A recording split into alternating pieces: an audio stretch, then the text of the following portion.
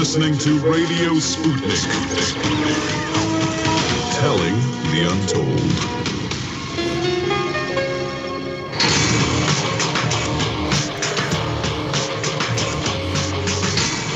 Fault lines. We're back. It's Fault Lines with Thomas and Stranahan coming to you live from Washington, D.C.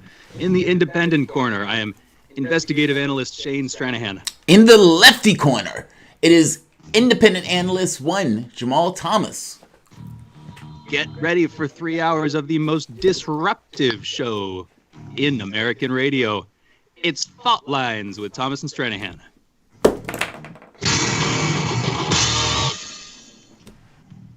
All right, Jamal, we're trying something up different this day. Figuring things out. Absolutely. Let's do the news. So, Shane, working with Bob, he's pulled me into the camp of the reparations argument. Now, I always was for the argument, so it wasn't necessarily something that I was against, but I thought that it was not politically feasible. And seeing that Sanders was in the race, that basically Sanders was going to deal with Medicare for all, elimination of student debt, wealth tax, job program, Green New Deal, meaning he got me further along that would have done policies that would have dramatically affected the people at the bottom end of the income scale, in addition to everybody else. And so I was perfectly okay with that in lieu of something like reparations when the overwhelming majority of the public was going to be dramatically against it. Now, what's the difference? The difference is the Black Lives Matter protests. Now, many people have done and gone in the camp of defund the police. And to me, my argument was always, well, why are the cops there? If you have a large segment or a tiny body that's very wealthy, and then you have poverty that's ensconced in your society, basically a permanent underclass that society allows, you will have chaos. It is a direct correlation. Statistically, you could see it between poverty and crime. It is not determinative, no. But many of the issues, many of the crises, the stressors, create situations of crime. Not just that, it creates the situation where those people end up engaging in the cops for various and a myriad of reasons. It could be drug abuse, it could be a faulty car, it could even be things like suicide or trying to injure oneself. There are all sorts of negative outcomes that are associated with poverty that are clear as day and that we accept. 44% of the population only made $18,000 a year. And that was before the COVID-19 crisis. You've had 40 million people that have lost their jobs, around roughly the same amount that have lost their health care. And you have a housing apocalypse that are coming up next month. Now, the catch is you've had some people that were more disadvantaged in your society than others.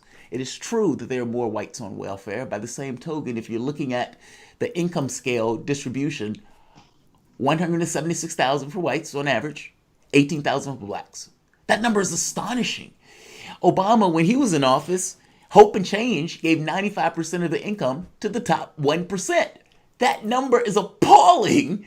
Because this is the guy who ran from pillar to post screaming hope and change. He was supposed to be something different. He was supposed to be the guy who was going to be, somebody else. They thought that guy was a lefty. They thought that guy was basically Bernie Sanders. And they got burned. Now, one of the interesting points about the Democratic Party, they have a tendency, whereas Republicans would just say, I don't believe in something, or that doesn't exist. Democrats will say, I believe in this thing fervently, and then do something that basically contradicts the first thing that they said. So Obama will say, we believe in science. We believe in the green. We believe that we need to do something about science. I'm going to heal the oceans. I'm going to, save the world. And then they would turn around and expand oil, and Hillary Clinton would at the very same time go around the world selling fracking. How do you contradict yourself in this way? Tim Kaine. I want to have the conversation with Tim Kaine. So let's hear the clip of Tim Kaine, because Tim Kaine has this conversation, and then you think he's going in a particular direction, and then he pulls the typical Democrat thing and whistles out. Let's hear the clip. Tim Kaine explains how slavery started. The first African Americans into the English colonies came to Point Comfort, Virginia in 1619. They were slaves. They'd been captured against their will, but they landed in colonies that didn't have slavery. There were no laws about slavery in the colonies at that time. The United States didn't inherit slavery from anybody. We created it. It got created by the Virginia General Assembly and the legislatures of other states. It got created by the court systems in colonial America and since that enforced fugitive slave laws. We created it. Now, and we created it and maintained it over centuries. And in my lifetime, we have finally stopped some of those practices, but we've never gone back to undo it. Now, stopping racist practices at year 350 of 400 years, but then taking no effort to dismantle them is not the same as truly combating racism. Exactly, because you've instantiated your gains. Basically, you've had a situation where you were able to profit monstrously and then tell them to kick rocks. Have years, hundreds of years of things like Jim Crow laws, redlining, eliminating the ability to go into certain properties, meaning forcing poverty, not getting certain banking or loans, not being able to work at certain jobs. And that goes all the way up until like the 60s, 70s, 80s, with a certain momentum of implicit bias that goes further still. The interesting thing here, though, is that Tim Kaine gave a really good explanation.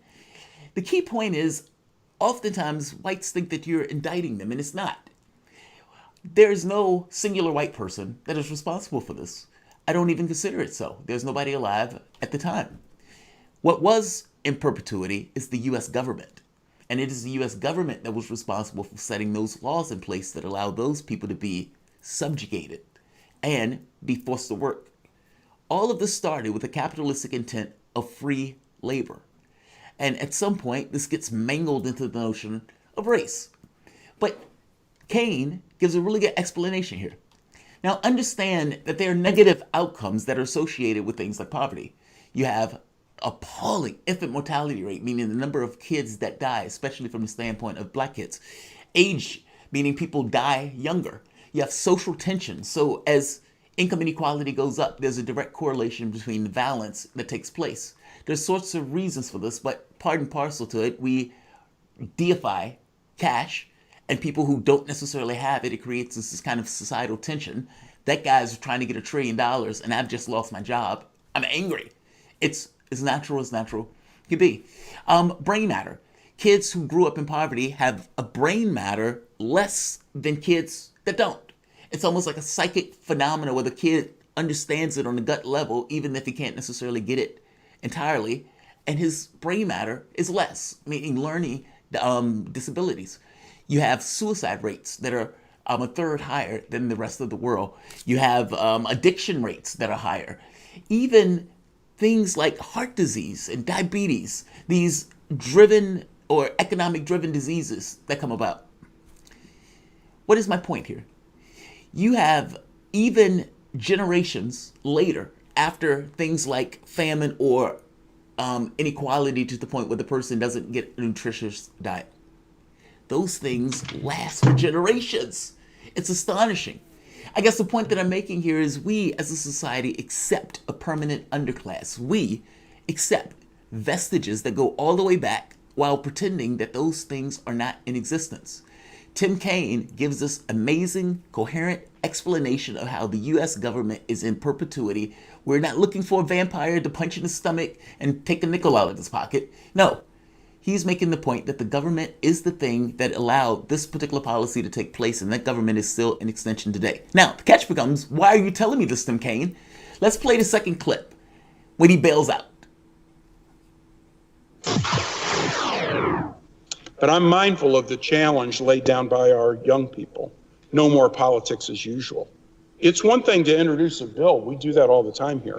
So often the introduction of the bill is all that occurs. No committee hearing, no committee markup, no committee vote, no floor debate, no floor vote, no signature by a president, merely words on a page and a one-day story.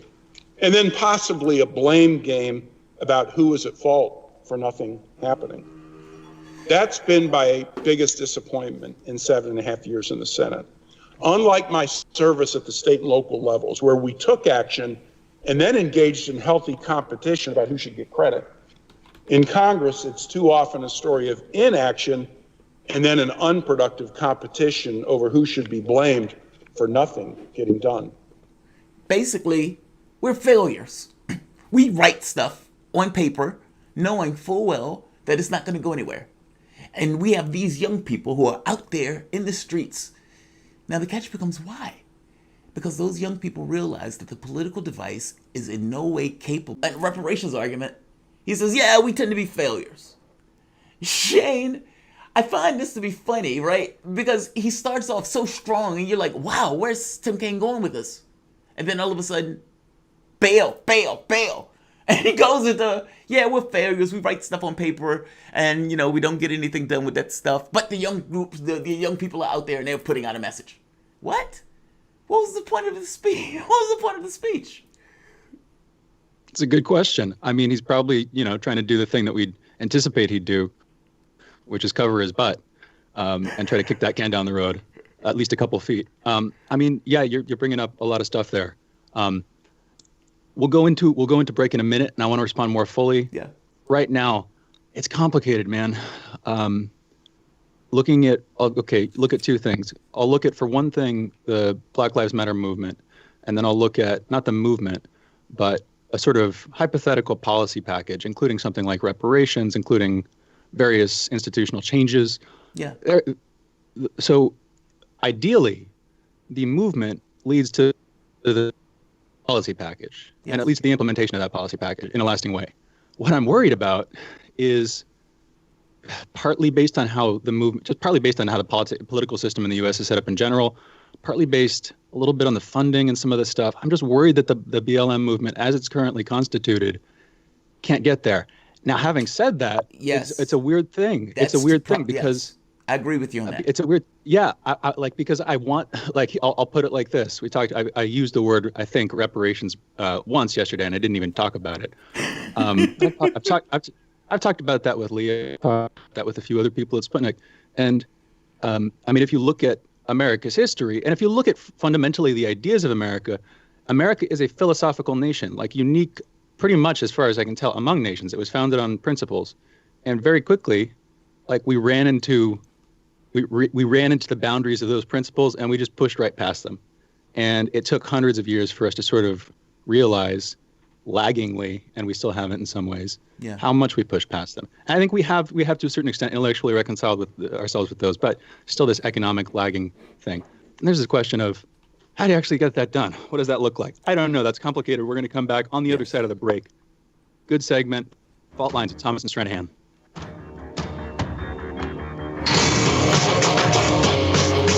Fault Lines. On Fridays, we get punchy. Tune into Political Misfits on 105.5 FM or 102.9 or 104.7 FM in Kansas City to debate host Jamarl Thomas. And be warned, no one's holding him back. Come at me, bro. Come at me, bro. On Sputnik with Max Kaiser and Stacey Herbert. Tune in. Well, maybe mention central bankers and markets are doubling down. Not you were saying everybody's doubling down. They're crazy. They are. Everyone's crazy.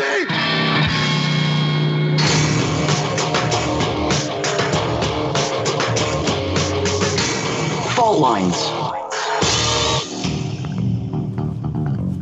And we are back. It's Fault Lines with Thomas and Stranahan. We are taking this calls this segment. We're also going to be continuing that conversation, talking about a few other things too. 202-521-1320. That's the number again. 202-521-1320. We were just talking about Tim Kaine, democratic representation of black interest in America, and reparations. So I said some stuff there. Do you have anything you wanted to say in response, Jamarl? Well, I agree with you. I mean, the catch becomes like anything else. Occupy Wall Street was such a letdown. I mean, even though they were able to instantiate this notion of the 1% versus 99%, Obama took the language of the 99% and then gave 95% of the income to the top 1%. So, and then use the local governments and everything else to basically crack heads to get those people out there, while simultaneously saying, "Yeah, we need a movement. I needed somebody to push me." The ability to politicize it and turn it into something that has the ability to become a political weapon of sorts. Now, here's the catch. My argument for the longest time was that the political instrument is fundamentally broken. That by removing accountability from the process, by everybody screaming blue no matter who and just voting for any random thing, well, 90% of the races are won by the side with the most cash. And there is nothing objective about the Democratic Party. Meaning, there's nothing, like, for example, if I say I'm for Medicare for all and I'm willing to die on the flag for Medicare for all, the aliens could be attacking, I could be running and dodging, trying to get to the voting booth, and I will die on a flag trying to make my vote for Medicare. Well, there's nothing like that for Democrats. They're just entirely relative to whatever the Republican Party is. And without any level of accountability, by buying into the least worst stuff or buying into the you have nowhere else to go stuff, our political instrument has just fundamentally broken. So I agree with you. Black Lives Matter needs to be able to do something where they can turn what they're doing into a political movement of sorts. They have demands, but really the only demand that people really know about is the defund the police thing, and sometimes that gets politicized as abolish the police. But I agree with you. It needs to somehow be converted into a political cudgel in order to get the gains that they want. Yeah, I mean, another side of this, you can compare it with Occupy Wall Street or the Tea Party, but let's just use Occupy. Yeah. Occupy, I'm not going to say flash in the pan, but I said it. It was a very brief movement that had like long-lasting consequences, but it didn't, it was a response to this huge economic crisis. It was very brief. Black Lives Matter, it's been around for years at this point. It has become a movement. It's not physically dependent, unlike Occupy, which again, you occupy these public squares. There's a potential for that. I think it has more cachet at this point. I think BLM has a lot more power, partly because of its longevity, than the Occupy movement did. There's another part to that. Is what gives it. Oh, I'm sorry. Yeah. Yeah. No. Yeah, finish. I'm sorry. You're good. The last thing, I think, because of its longevity, it has more cachet. It has more ability to make changes. The risk there, of course, is that it gets co-opted. Yeah. And that's obviously what we're looking at right now. I think the real factor there, this sort of general looming, almost universal factor, is it's operating within a decaying political system. And as that political system continues to decay, the efforts to co-opt, to co-opt movements that are critical of the system, those will continue, but they'll also get more weaker and more fumbling. And I think what's going to happen is we'll see that co-opting process continue, whether it's this movement or another one, until it just starts to fail and real change starts to happen. That's my almost mechanical view of this. What's your take on that before we go to callers? Yeah, like basically it's I slightly disagree, because I think we're in a different time period, and I agree and I disagree. I agree with you that I think Black Lives Matter is something different, but I think it's something different because of the history and the legacy of blacks in this country and whites. Like, meaning that complicated relationship is one of those things where if at any point there became a reckoning of that, that's powerful. And you have this situation where polling has shifted like by 20 points over the course of almost overnight, where people are like, yes, we think there's a bias in regards to the way cops do their job. Yes, we think there's a civil rights issue. Now, the funny part is nothing has mechanically changed from the standpoint of Trump or Obama in this case. Blacks were still being killed in this wave to a different tune. But I think the Floyd thing drew such a lightning rod, and Trump being so racist, that it just kind of galvanizes that stuff where the public is like, okay, maybe there's something here. What's this black thing that we have to deal with? And that's shocking to me. Like, because that's not something that's common. That's something that's fundamentally different. And I think that's powerful. One last thing, and before we go to the callers, this notion of all of these people being out of their jobs, or for that matter, all of these people being thrown out of their homes, or for that matter, Sanders running around the country for 8 years screaming, are you willing to fight for somebody the way you fight for yourself? And what we've seen was whites, blacks, gay, straight, all of these people basically saying, yes, we are. Like, it's a beautiful, like, I've been hardened by this, like, honestly, because it wasn't, it's not like normal where they say, oh, this is just a black thing. No, this was an every person thing. And the society. I mean, the public, 80% approval, like astonishing numbers. It's true. It's true. We'll see where it goes. That's really what I care about. You know what I mean? It's the Yeah. effects of this thing. I want to go to callers. We've got Tyree from New Orleans, friend of the show. How are you doing, Tyree? Tarif. Good morning, gentlemen. I have 4 things I want to say. 2 of them are comments and 1 of them my opinion. And I want to talk about to Jamal about the Misfit show. Okay, first comment is dealing with the American Associate American Physicians and Surgeons. The hearing from that I saw, something was going on where they had people trying to break up Lee and Garland, and it seemed like it finally worked. You know what I'm saying? So we don't know who was whispering in Garland's ear and who was whispering in Lee ear, but they do all types of things with COINTELPRO, and I was wishing that they would have never broke up.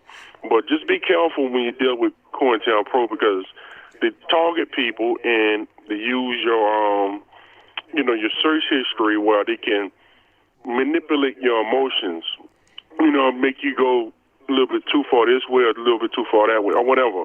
But anyway, that's my third one. My last one is this. With the Misfit show, when I call in, I'm having trouble getting through. I'm the one that's Wi-Fi in your comment section, Jamal. Oh, really? You're having trouble getting through? Usually you're getting through all the time. And other people were getting through. So maybe it was just so many callers on the line, or maybe it was just I'm not sure. Sometimes the engineers have their hands full by doing, because we're remote. And so it's like they have a lot to do. That's all. So it may just be that type of thing. So I'm sorry if you're having difficulty getting through. I'm going to feel myself calling to let you know that the line is saying that it's busy. Not busy, that it's disconnected. And that's weird. So, but all I want to say is y'all just got to, just keep your minds open, question everything. I'm going to be calling to give y'all information, okay? Very cool, man. That'd be great. Thanks for the call. Yeah, thank you, Tarif. I want to respond real quick to the second thing that you brought up about COINTELPRO and potentially outside forces trying to break Lee and Garland up as a team.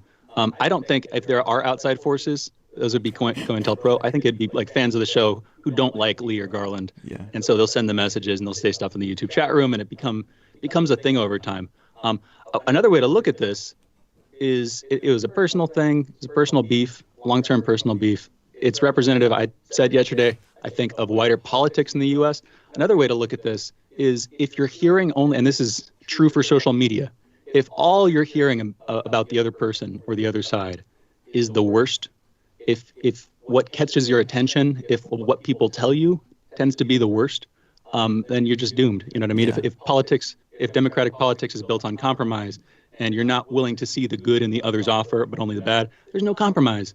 And anyway, that's representative, I think, of wider problems. I think that's what happened here. I doubt COINTELPRO got involved, but who knows? I'm skeptical of the COINTELPRO angle. I live with him. That's the thing. I live with Lee, and it's not like, who knows, though? It's not like officers are hanging around. I don't know how that would work, but it exists. I'm not going to totally. No, I feel you. So, we have a little bit of time left. I think we have about 5 minutes left in the segment. Let's go to. We do. We also have David. We have another caller. Go ahead. Okay. Oh yeah. Sorry, I didn't mean to cut you off. Didn't realize you were going for him. We actually have Robert from Maryland. Go first up. Yes. Thank you for acknowledging me. To the last caller's, I think, third point. Yes, I agree. We should not forget Flint, Michigan. Because there's lead in the water and all these pipes and everything, which is another huge concern. But I'm calling in because the caller called in yesterday, and he mentioned the Republican Democratic ideology, if you will. Basically, it's not common sense, and I have a question at the end. It's not common sense that because someone likes one idea that he necessarily likes the other idea. Again, I think the caller mentioned abortion. If you're pro-abortion, that doesn't necessarily mean that you're pro-gun. So the idea there would be one political, one party that you would have this one or that one. And so let me just get to the question. The question is is that, and so that all these hashtags, they don't mean anything. All these movements, Black Lives Matter and everything, you have to legitimately question, who is it that created that movement, and what there's no way, because there's 1 million people in the Black Lives Movement, or more or less, but each one of those people has their own separate viewpoint. So my question is, what do you think about this? And then don't forget the what it comes down to is the judges. Judges are the ones that have created the laws. There's too many laws on the books so that it becomes confusing. That's what I wanted to hear about. What do you think about that, Jamal? And then my last point is that, what do you guys, both of you, think about this? What do you think about having one issue and then having everybody vote on that issue using social media? That's interesting. I mean, yeah, that's interesting. So I think a few points. I agree with you that there are too many laws on the books. I mean, basically, we've criminalized pretty much everything. We have 25% of the world's population in our prisons, and we only have 5% of the world's population. That's horrendous. Like the notion, it's like there's something fundamentally wrong with your society if you're criminalizing that many people. And the wild part is, when a person goes to the judge, is banging his fist and is wagging his finger, and he says, "Get out of here, get this guy out of here. You're a horrible person." And then he does it again and again and again. And the judge never at any point questions, hey, I wonder if there's a societal thing that's producing people who are running afoul of the law in this way. It never crosses his mind. And because the answer is yes, there is. There's a direct link between this notion of income inequality and crime. I mean, it's clear as day. And so it's like, that never comes up. What do you think, Shane? Do you think that that basically they've over-criminalized things, meaning they have too many laws on the books, and that basically, we need to have one issue and back one issue? I kind of agree with that, but I think you can have more than one issue that people would agree with and kind of a thing. But what do you think, Shane? Well, here's my take. With the first one, I think that we've become overly reliant on the judicial system in general and legal decisions, largely because our legislative branch is so messed up. Yes. So judges make decisions; those decisions are taken as precedent, and what you just get had DACA, for God's sake. Yes, yeah, we've just had that litigated. Yep, reinstated. And the problem with that, of course, is that you get not a Byzantine system of legal codes, but even worse, a Byzantine system of legal opinions, where you're having to cross-reference legal opinions and trying to compare precedents, and it just becomes messy and it's inefficient, and it's like one part of the system picking up the slack from another dysfunctional part of the system. Yeah. So that's not good straight off the bat. With the direct democracy thing, I think, which is how I would characterize it, but through social media where you're voting on one issue at a time, basically. First off, is that kind of what you meant, Robert? Oh, I don't know if he's still on the phone, but I think that's what he meant. Yeah. His thing was social media and then voting on social media for one specific issue, like Medicare for all, and everybody votes for Medicare for all. We're going into break in just a second. My take is I want smaller scale legal action for the most part. I want more. That would be great if you're doing it in your city, your township, your local community. But if everybody's doing that on a national scale, things are so far removed from their personal sphere of knowledge. I just get worried about that. But I think more local power, more local decisions. That's my take on that. Anyway, we're going into a break. This is Fault Lines with Thomas and Stranahan. We'll be right back.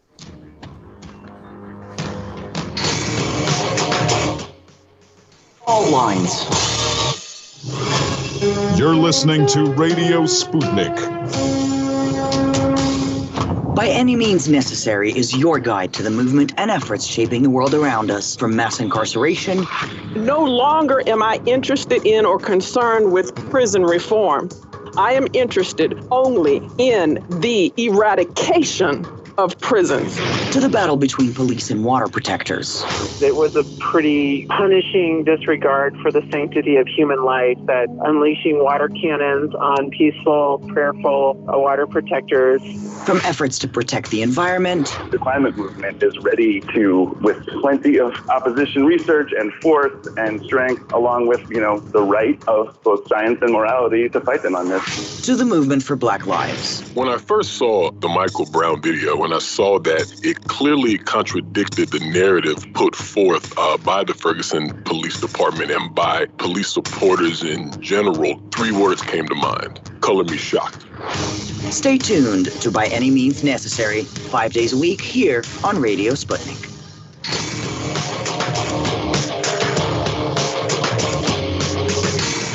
Fault Lines. And we're back. It's Fault Lines with Thomas and Stranahan. We are joined this segment by Mark Frost, frequent guest on the show, friend of the show. I'm glad, actually. I think this is the first time we'll have spoken on the phone, maybe the second time. Anyway. Doing quite well. Very good. Sounds like we have some changes at Fault Lines. We do. Significant changes. Yeah, the fault line has shifted the tectonic plates of fault lines. That's a confusing joke, but there we go. Anyway, Mark, so my dad, Lee, when you would come on, he would ask you drummer questions. I can't do that. I'm not a drummer. I drum occasionally on my kneecaps, but that's about it. What I do have is a long-abiding interest and appreciation for prog rock. And to that end, and I know you have some overlap there, I'm curious, what Yes album, like the band Yes, would you recommend for somebody who's interested in exploring, their range in terms of both the pop stuff, the more experimental stuff? What do you think is most representative of them as a band? Which album? I would say Close to the Edge. Interesting. Yeah. See, that's the thing. I'll take this as personal advice. I want to go listen to that after the show. The Edge. All right. Thank you, Mark. Hey, Mark, I had a question for you. So you're a libertarian. And so, many of the people that we had on the show are not. I mean, I think we have one or two other libertarians that are on the show, but I didn't get a chance to ask them. So I get the opportunity to ask you. A, thank you for being on the show. But B, what do you think of the protests? All of these people are out there gyrating, gesticulating, white, black, gay, straight, everything in between. What do you feel about it? I think the protests are great. I think you have a right. Virtually every libertarian would argue you have a right to protest. You don't have a right to riot, to go destroy, to go hurt people, but it's a fundamental right to protest. You have a right as a free individual to say, I don't like this system and I don't feel like I'm being heard, so I'm going to stand up and see if I can get some other microphone that will listen to me. And as long as it's not force, I'm for it. I think some people think that I'm critical of Black Lives Matter because I'm so critical of the shutdown. As an economist, it was the dumbest thing and it wasn't one person. It wasn't like the shutdown only happened because cities and states gave shutdown orders, but as a heuristic whole, it was a very bad decision. What would you have suggested? I'm curious. I mean, because you basically had people dying off just based on incompetence. I mean, for example, New York versus California. California shut down almost immediately. New York took maybe a week or two later to shut down. That week or two difference was the difference between around 10,000 lives based on estimates. Now, what would you have done in order to prevent the loss of life? Well, yeah, but that's very naive mathematics. That's assuming that New York is a monolithic unit and California is a monolithic unit. And one of the problems of making blanket statements is it doesn't. Matter of fact, I just retweeted an article on it that made a very good point. Most of the problem in New York was New York City. Right. It's a dense populated area. It made it worse. Most of the problem in California isn't Eastern California. It's where the population centers are. So the question isn't, should we mitigate a bad thing? One of the fundamental concepts of economics is you don't mitigate a bad beyond its marginal cost. If it costs you more to mitigate it, you're better off just letting the bad be bad. A great example. Wait. What is that? Are you saying let the weak die off? We do that all the time. That's your argument? Exactly, let the weak die? There's been 110,000 people that have died from this COVID-19 virus. And you're saying let that number expand higher. Let me. If you want me to answer the question, I'm sorry. Go ahead. I'm sorry. And I'm trying to answer it. Now, do you want me to answer the question? Yeah. I'm sorry. Go ahead. Answer. I'm sorry. Okay.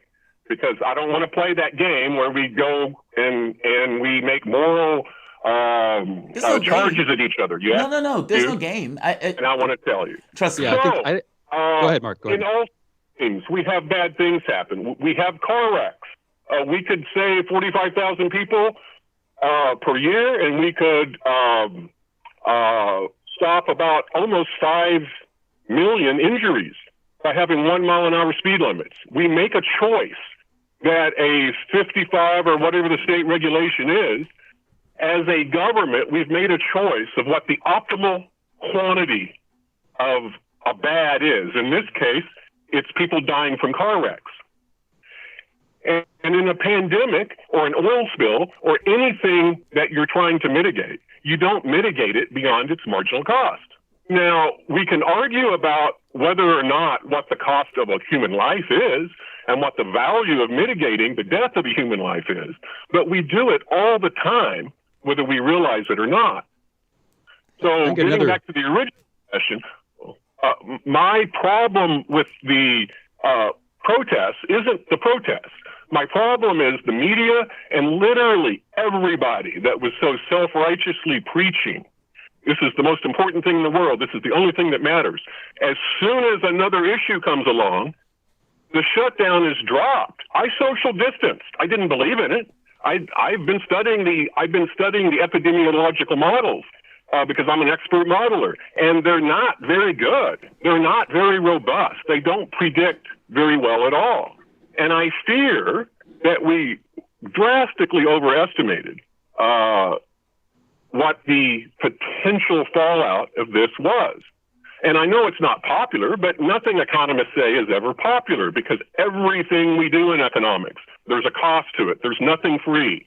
There's always an opportunity cost of some other choice you could have made.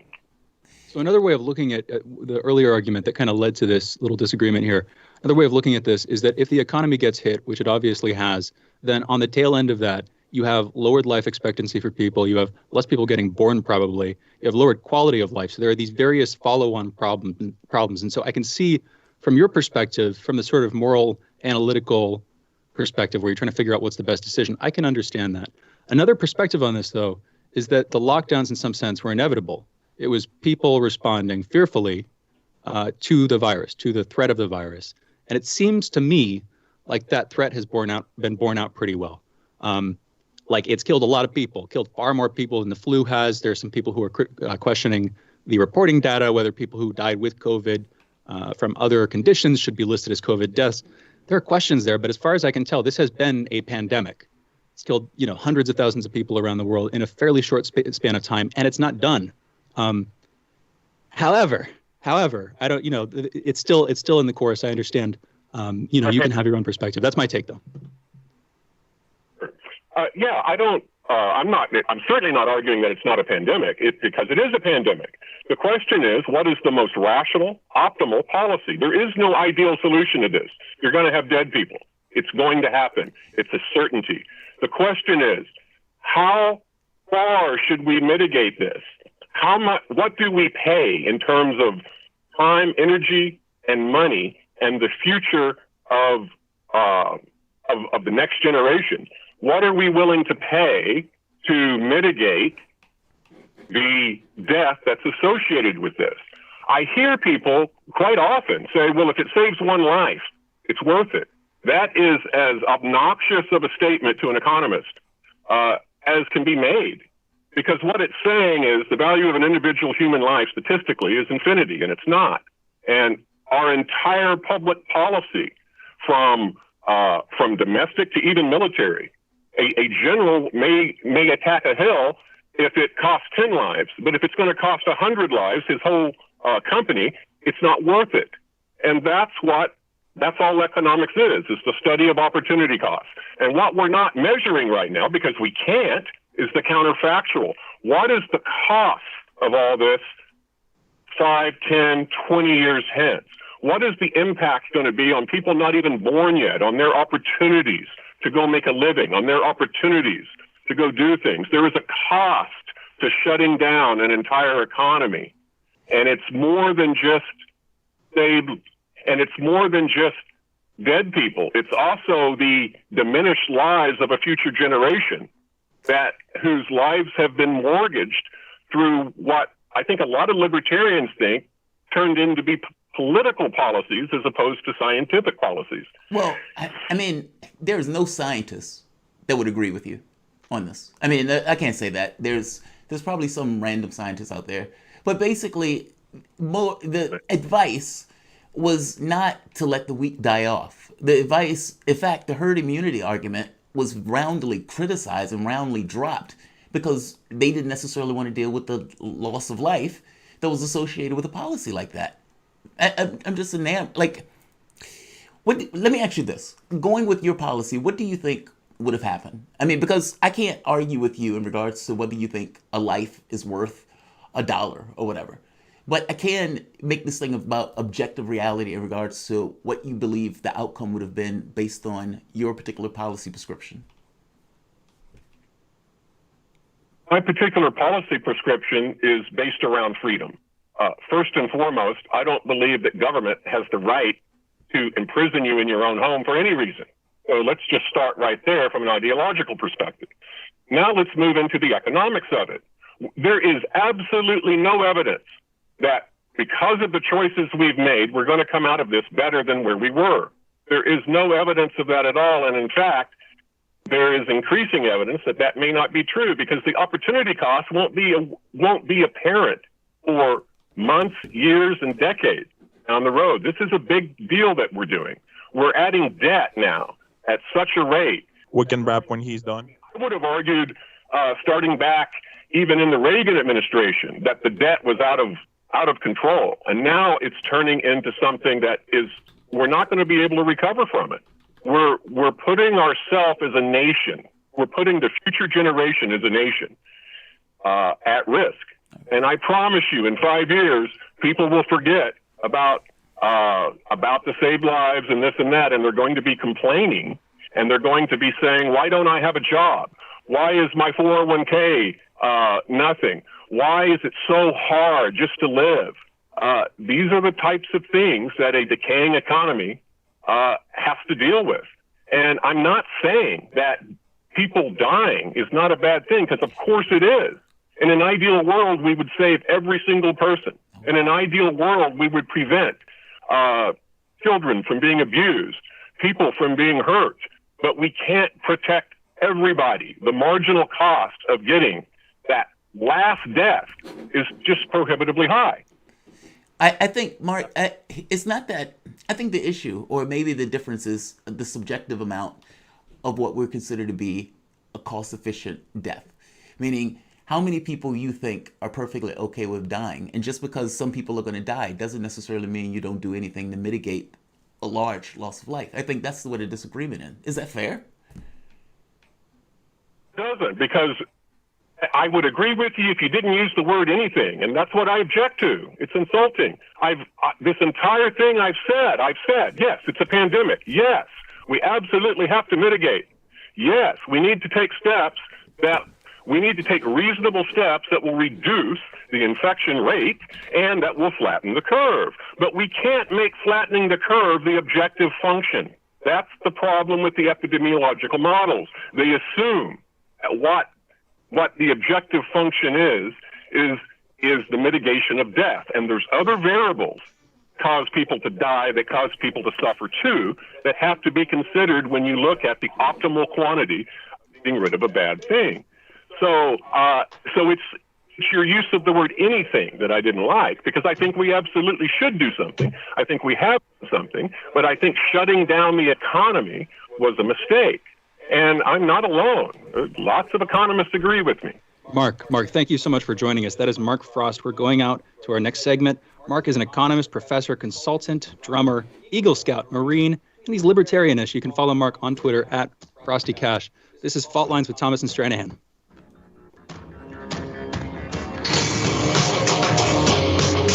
Fault Lines.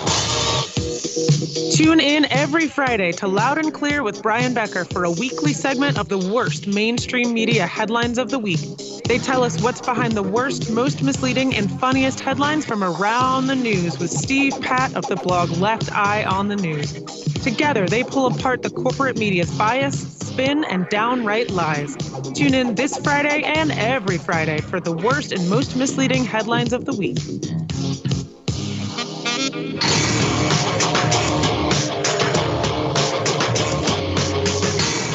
Fault Lines. And we are back. It's Fault Lines with Thomas and Stranahan. We were just speaking with Mark Frost. Interesting conversation. We are joined now by Mark Sloboda.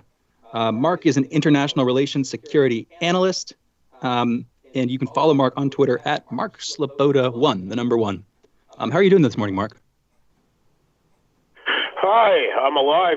Thanks for having me. It's always an honor a pleasure to be on Fault Lines. I'm glad you're both here and alive. Same with Jamarl and I. Yeah, I know, right? That's fortunate. How you doing, Mark? I mean, have you been paying attention to? I ask all the guests this because I'm interested in. I'm curious in the various perspectives based on the various field and their view of the world. But what have you been thinking about the protests? How have you been processing and analyzing what has been taking place around the world and around the United States? Well, from an international relations standpoint, I think one of the most interesting things is the knock-on effect of domestic political turmoil in the United States has on many of its own allied countries around the world. To see these, domestic protests against police repression and brutality in the United States then morph into more localized context, memory of colonization protests in France, the UK, the Netherlands, and elsewhere around the world is very interesting. And in one way, it shows the strength that U.S. society and what happens in the U.S. still has on other countries. On the other hand, it certainly shows the dysfunction within the U.S. political system, the fact that this has been going on for so long. And we have to remember that, this is not exactly a new phenomenon. This isn't a product of the Trump administration, although certainly he has, bought as commander-in-chief responsibility for it right now. Ferguson and Baltimore happened under the first African-American president, President Obama's watch, and this goes back decades. And the fact that it is blowing up now in the midst of a pandemic and a domestic political crisis with elections in the United States shows that, quite frankly, that domestically, politically, the U.S. is not quite the sound architecture that it is often projected as being. It is indeed a very fragile politically state. Mark, that's a very interesting perspective. We had you on. We wanted to talk with you about this thing between Max Blumenthal, founder of the Gray Zone, and Trump, where Max had tweeted something out, and then Trump reposted it. He retweeted it, but he later retracted it. And I saw this. What Max was doing, he was changing his name on Twitter so that trolling. Exactly, he was kind of trolling it. When you saw the tweet, you'd see his name up top, and his name would be stuff like Fire Pompeo, that kind of thing. But Mark, could you please tell us more about that? What happened there? What's your take on it? This is a quite interesting and amusing story. Max Blumenthal is a very left-orientated journalist in the United States. He has a well-storied history of critique of the U.S. government and foreign policy, and he's a kind of creator and a member of the Gray Zone Project, a left journalistic outfit. And he tweeted out in response to this John Bolton tell-all book about his life and times and failure to start wars, new wars anyway, in the Trump administration. He tweeted out, John Bolton, a notoriously mendacious enemy of all living beings, and it what every other great Republican hope of the resistance has. Liberals will eagerly lap up any piece of hysterical Cold War propaganda if they think it can be leveraged against Trump. Yep. So somehow this was drawn to Donald Trump's attention, or whoever's running his Twitter account at that time, and it was retweeted out by the president, which might be of a moment of concern from someone who has very left politics and is very critical of U.S. foreign policy, while Max, it certainly is attacking John Bolton and the Democratic Party's and liberal media's embrace of him suddenly as if he's the second coming of the savior. I'm sure he didn't mean to aid at the same time, but he, in a quite brilliant move, he started changing the name of his own account away from Max Blumenthal to various political slogans and positions that he supports that might be embarrassing to the U.S. president, and all of those who are seeing this titles retweeted, as it were, by the President of the United States, which included things like send Pompeo to the International Criminal Court, U.S. sanctions kill kids, hands off Venezuela, and so on. There's quite a list of them. They're quite amusing, and there's certainly screenshots of them floating out there. Eventually, the president or his social media team unretweeted Max Blumenthal, but not before he brilliantly reaped quite a, shall we say, propaganda coup out of the U.S. president's use of his tweeted post. Oh, that's hilarious. That's utterly hilarious. I got a question for you. Let's hop across the pond for the moment. A report came out dealing with Bloomberg, dealing with the UK and the EU. And apparently there's still strife going on between them within the context of the negotiations of basically what their trading relationship is going to look like. So this is Bloomberg News. The European Union would impose full custom controls and checks on goods from the UK from 2021, declining to reciprocate London's plan to offer traders a 6-month grace period. So basically the EU is putting the screws to the UK, and this is something that Boris Johnson said wasn't going to take place. Yeah, well, I mean, this was something that is pretty much always going to happen. The EU did not want the United Kingdom to pull out of the EU.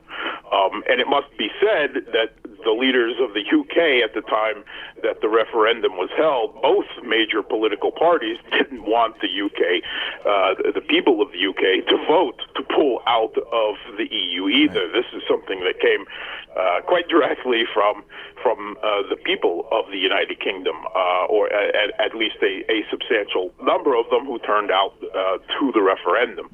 And the EU has a vested interest in preventing other states within the EU, other Eurosceptic populations, and some foremost among them might be Italy, even France at times, where Euro sentiment often tends towards the negative, to follow suit and to exit the EU as well. I mean, the EU is facing multiple political crises at the moment, from the pandemic to continued immigration problems with Turkey,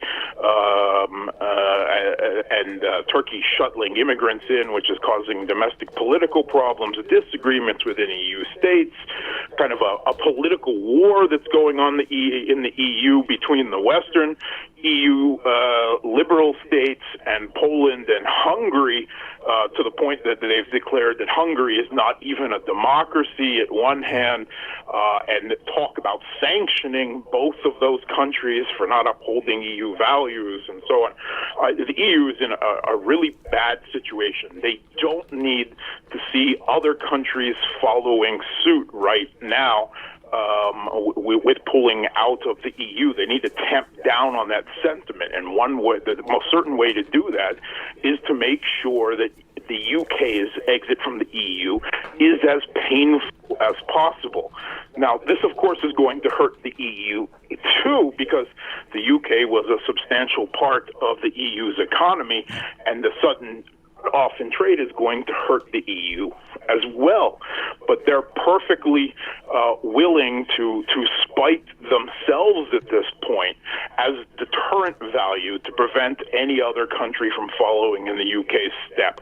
And I suspect whether it was Boris Johnson or a Labour leader, if they weren't agreeing to, basically surrendering their country's sovereignty, even as they exited the EU, basically giving away everything, keeping everything of the EU but the name.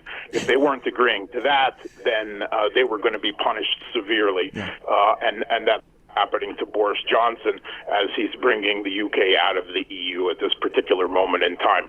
They have to make an example of the UK, and that's what they're doing. That's very interesting, Mark. I actually have a question a little bit further to the east there. Belarusian elections are going on, and there's a scandal brewing, I've heard. Do you know what's going on there? Yeah, so Lukashenko, who has been in power in Belarus since the fall of the Soviet Union, essentially, since the independence of Belarus, is up for re-election again in August, and he's got some serious, shall we say, disenchantment going on in the country. I'm not sure if it is a majority, but it is perhaps more than in previous years.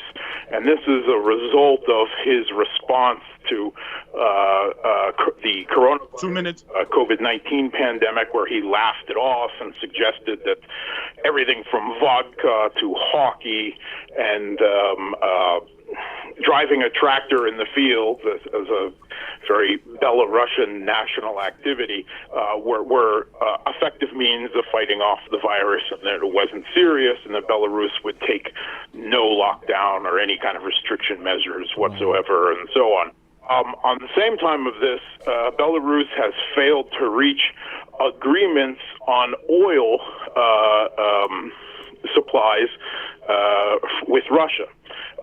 They had always received an extremely subsidized price of oil because of Belarus's unwillingness to proceed within the Belarusian Union state process, which Lukashenko has been dragging on for, literally decades now. Russia decided that, it really couldn't, there was no political benefit from continuing to subsidize Belarus's oil for such a substantial amount. And Belarus would only use actually part of this oil. They would refine the rest and sell it on to generate the hard currency that Lukashenko was using to kind of create an economic fiction.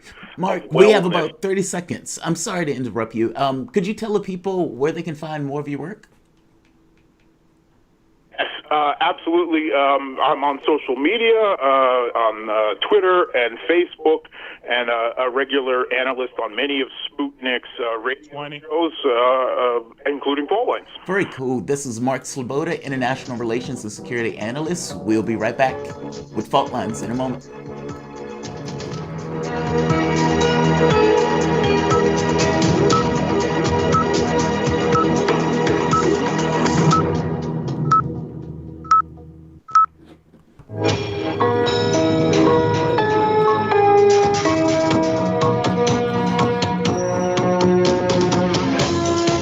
You're listening to Radio Sputnik. Telling the untold.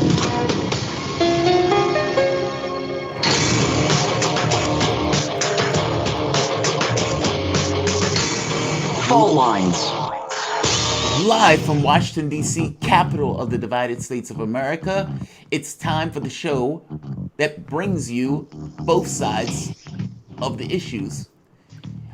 On this corner, you have independent lefty Jamal Thomas.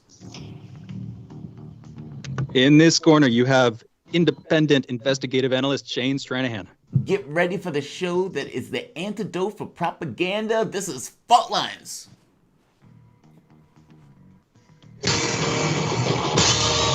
There we are.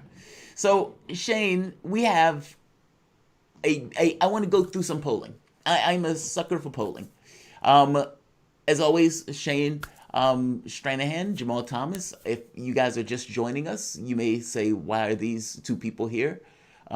That's a long story. Maybe you can look at the show from yesterday to explain it, but we are the hosts of Fault Lines. So let's go into some latest polling. And I'm going to ask you, because I don't think you've seen this, and some of this is really interesting in the way that the public has basically tilted its opinion, and it explains why Donald Trump came out and gave that press conference, basically gave a performative nothingness in order to basically appease, some elements of the base. He had to. He didn't have a choice. So this is USA Today. I'm going to show two, Fox News and USA Today. But from USA Today, Joe Biden leads 50-39. And this is pretty much every poll that has showed Joe Biden in the lead at this point. And Joe Biden has literally been running out of his basement, which is just so sad. So according to the survey, Trump leads among men 30-44 by 9 points. For men over 65 by 7 points. Biden leads among men age 18-29, 47-36. And those age 45-64, 45-43. But let's get into some of the more interesting numbers. Now, this is from The Hill. Joe Biden has opened up a 12-point lead over Trump. This is from the Fox News poll. 56% of voters say they disapprove of Trump's response to demonstrations. Oh, that's brutal. Now, how many have a positive view of the protests based on the Fox News poll? Shane? That's an interesting question. I'm looking at it right now. I mean, the one thing that's I don't want you to look at it. You're supposed to guess. I'm sorry. I'm sorry. I'm really sorry. Here's the thing. The one thing that really strikes me about these, I don't know if you're going to get to this, so I don't mean to ruin your punchline here, but it's the enthusiasm thing. And this reminds me of what we were talking about with Ted Rall yesterday about Bidenism. Yeah. It's basically perfect, a 2/3 to 1/3 split, where 2/3 of Trump supporters are enthusiastic about him, 1/3 just doesn't want Biden to win. Yeah. Whereas 2/3 of Biden supporters just don't want Trump to win, and only 1/3 is enthusiastic about him. It's Isn't almost that sad? Isn't that so sad? I think that shows everything about democratic politics. Yeah, that reminds me exactly of the Bidenism thing that he was talking about, where it's just kind of empty, and you do get that feeling. Now, yeah, that's my take. I didn't mean to cut you off. No, you're fine. I mean, it's a conversation. The you have nowhere else to go thing has so deadened our politics. Like, when you think about it for the moment, basically, for the last 40, 50 years, the Democratic Party will come to you during the election and they would say, Supreme Court. And then they would say, you have nowhere else to go. They would even go so far as to say white privilege allows you to not vote for any random Democrat. The wild part about it is the overwhelming majority of voters who don't vote are people who make under 30,000 or people of color, meaning that they are disproportionate to the tune of being over half, even though they only make up like 1/5 or 2/5 of the population. Basically, those people realize what a lot of other people haven't realized yet, that their investment into the political system does not necessarily come back. It's not remunerated in regards to policies that will ameliorate the worst edges of the capitalistic system. It's just not there. And so they're like, yeah, I'm done. I've had conversations with these people where they're like, don't tell me about this stuff. It doesn't matter. And you try to explain, like, look, this time around, Bernie Sanders, I don't want to hear it. It's like, okay, fair enough. Fair enough. Like, they get it, right? We have had blue no matter who for 40 years, combined with you have nowhere else to go. And blacks, Hispanics, the poor, all of these people were just terrified. How do you keep the monsters at bay? Missing the point that in trying to keep the monsters at bay, you are actually putting a monster in that office who has gotten worse and worse as they flew further and further to the right. When I try to tell people this narrow focused pragmatism is not pragmatic at all when you look at it from a larger context and you realize the political momentum has just shifted so far to the right that even when you get a candidate like Sanders, the public has been so deadened in their expectations that they can't even envision somebody pushing through a Medicare for All plan. It's so sad. Well, here's my take on that. Yeah. I don't think the left shifted to the right, and I don't think the right shifted to the left. Except they have. Here's what I mean. That's admittedly confusing. They've like adopted the worst positions of the other, because that's in terms of what's good for the status quo, what's good for these stagnant institutions that we're all living within. That's there are things on the left that are really admirable. There are things on the right that are really admirable. What each party doesn't like is to see the other side's worst excesses, and it seems like all this political system wants is those worst excesses. Name me something on the right that's admirable. Pop quiz. Yeah, sure. Liberty and the pursuit of individual freedom and prosperity, and this kind of beauty and nobility about the human spirit. Now that exists on the left too. That Liberty for who to do what, Shane? Well, liberty for any individual to do what they want to do. That's the thing. These are like axiomatic. So another way to look at this, here's a deep way I like to look at these things. We can talk about it maybe. Go for it. You have America. You have America. Yeah, you have America. You have these like axiomatic sort of philosophical principles. Right. Life, liberty, the pursuit of happiness. It's up to us to determine what those mean. It's philosophy, and like we're going to have to, we have that structure to work with, and it kind of makes sense. We're living with it. We can question it. But the answer and how that gets interpreted gets complicated. So the left in America has taken it. From the Republican side, their perspective of liberty is pretty straightforward. I mean, if you look at the Republicans, their thing is for liberty for the 1% to do whatever they want, which basically is not liberty for the overwhelming majority as they suck up more and more resources. I mean, 3 people have more wealth than half of the population. That's obscene. But they would call that liberty.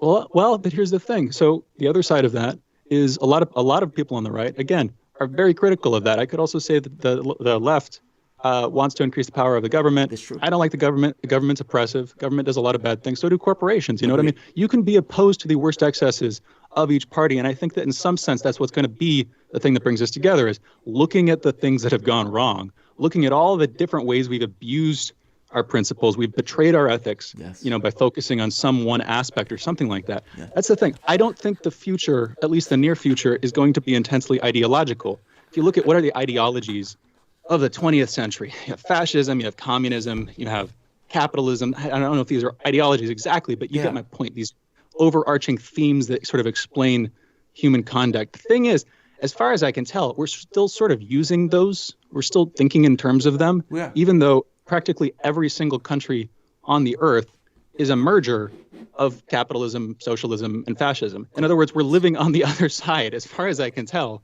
of the legacy of those ideologies, which means that we can't use them as our barometer or our compass. We need to move beyond into ideas. Perfect. Go ahead. Yeah, anywhere you go is where you're at, right? I mean, there's no way around it. I mean, people, oftentimes they call themselves non-ideological, but they're still functioning under the model of a capitalistic system, and they still put their stake in the ground somewhere. There's the moment that you say, are you okay with the Holocaust? And they say, no. Okay, right there. You have a political opinion. You don't like genocide. Let's start there, right? It's one of those things you can't just extricate yourself from. You're always functioning under some workable point of view. The question becomes, what is that workable point of view, right? Whether and it doesn't necessarily have to be fascist or leftist or communist or none of that stuff. I mean, it could just be rational actions geared towards outcome. It's true. How you look at it.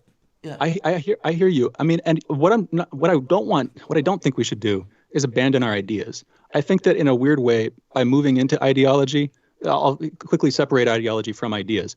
Ideologies are sort of like these ordered, cohesive sets of ideas that fit together. There's a group structure around them. They have a picture of history and how nations are supposed to work or how society is supposed to work. Some ideologies don't include the idea of nation. My point being, ideas are very different. Ideas get wrapped up into ideologies, but ideas are sort of these living things that we can come back to, meditate on, improve. We need those, and we need to put those together in non-contradictory, sensible ways in order to have a functioning society. I think in a weird way, by moving out of ideology and getting into some of this pragmatic stuff, we'll actually have better thoughts. We'll have more cohesive, clear, coherent thoughts because we'll be actually thinking about things instead of just sort of rehashing these old perspectives. That's my take. No, that's a good point. I mean, because something has to change, right? I mean, there has to be some level of evolution at some point. And it does happen. I mean, if you look at what was taking place during the Civil Rights era, what was normal and what was acceptable shifted. It's like, and it feels like when you're in those time frames, that those time frames are just forever. But those things do change. And the catch becomes, how do you get that to change into something like a human rights thing where all of us are basically fighting for this notion of everybody else. And that's the part that's kind of hard, right? Everybody has their tribes, and you kind of fall into this tribalism stuff. Yeah, no, that's exactly the problem. That's exactly what we've become. All right, actually, if it's cool with you, I want to talk about a few headlines here. Yes, absolutely. A couple stories. Yeah, so we're trying different things out this morning, but I want to get into some stuff that I wanted to talk about. China. So this is part of this sort of long-running story. I talked about this a few weeks ago. There was an update then. Remember a couple years ago, back in late 2018, Canada arrested Meng Wanzhou. Mm-hmm. So yeah, the chief official, daughter of like a premier, or something, not a premier, but massively unhinged. I mean, like provocative, like nobody's business. Yeah. So exactly, Canada arrested her. That was for an extradition thing. There was recently an update that I'll just throw in, which is Canada basically said that because what she was supposed to have done that was illegal in the U.S. was also illegal in Canada, she was eligible for extradition. Anyway, that's a brief thing that happened. What's happened overnight is China has charged the 2 Canadian men that they arrested shortly after she was arrested in Canada. So this was like seen as a retaliation widely. Anyway, those 2 guys, Michael Kovrig and Michael Spavor, one of whom was a businessman, one of whom was an ambassador, they have been charged with spying and espionage. That's one quick story. Wow. And I wanted to get to this one too. So this wait, is that basically retaliation? Is that what they're thinking? That's how it's been painted ever since then. And I honestly, a lot of this stuff, spies, espionage, you can, from the outside, imagine it going so many different ways. I could see it being retaliation. I could see it being the Chinese. Who even cares what my opinions are? But could go a lot of ways. One last story here real quick. Italian authorities from basically an institute in the country that handles hygiene have reported that COVID was in the wastewater in the cities of Milan and Turin in December of last year. That's nasty. So again, how did they even know that? How did they find that? How did they find that? Like, here's the thing. I was looking into that. My guess is they were like looking through old filters, basically, pouring through old filters. Regardless, they're saying, I mean, here's the thing. That's 2 months earlier than the earliest confirmed case in Italy. The earliest confirmed case was in February. That's back in December. Yeah. This is part of a sort of wider wave, a slow wave of different countries and officials who are reporting that COVID may predate, especially in some areas, the origins we thought it had out in China. So just a very interesting thing there. I think we'll see where that goes. But it's like data points that indicate some larger confusing story that I think we should all be interested in learning about. And, to be fair, just because they find something, oftentimes knowledge is not absolute. Like, there's always gaps. There's always, there was a story the other day, we do a mystery segment, and the guy came to the conclusion that there were like 28 civilizations or 26 civilizations that are out there that are communicating that we can't, we were not aware of. And it's like, wow, that's super specific. It's like that just this definitive number of man just proclaiming and just putting the stake down into the world. Well, that's kind of the way, the stuff looks in some way. I'm always enamored when they find stuff like that. And it's like, how did they find that? Like, for example, I remember there was a case where they found semen under the icebox. And it's like, how? How did you find that? It just seems so random that they would find a wastewater thing 2 months beforehand, which means they were somehow like digging in the wastewater filters. It's just so weird to me. So wild. It is. I'm glad they're being meticulous. Yeah, right. Right. Due diligence. Right. Exactly. Anyway, this is Fault Lines with Thomas and Stranahan.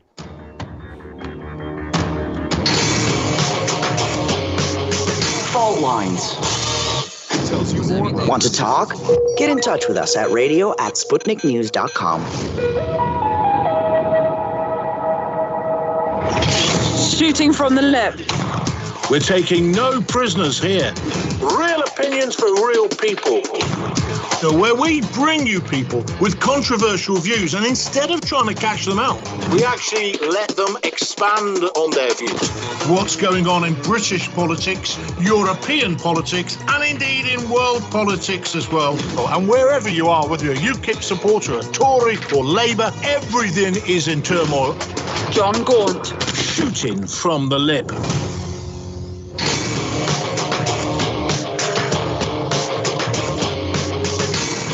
Fault Lines. And we are back. It's Fault Lines with Thomas and Stranahan. We are taking calls this segment. Also going to go over a few more headlines, big stuff.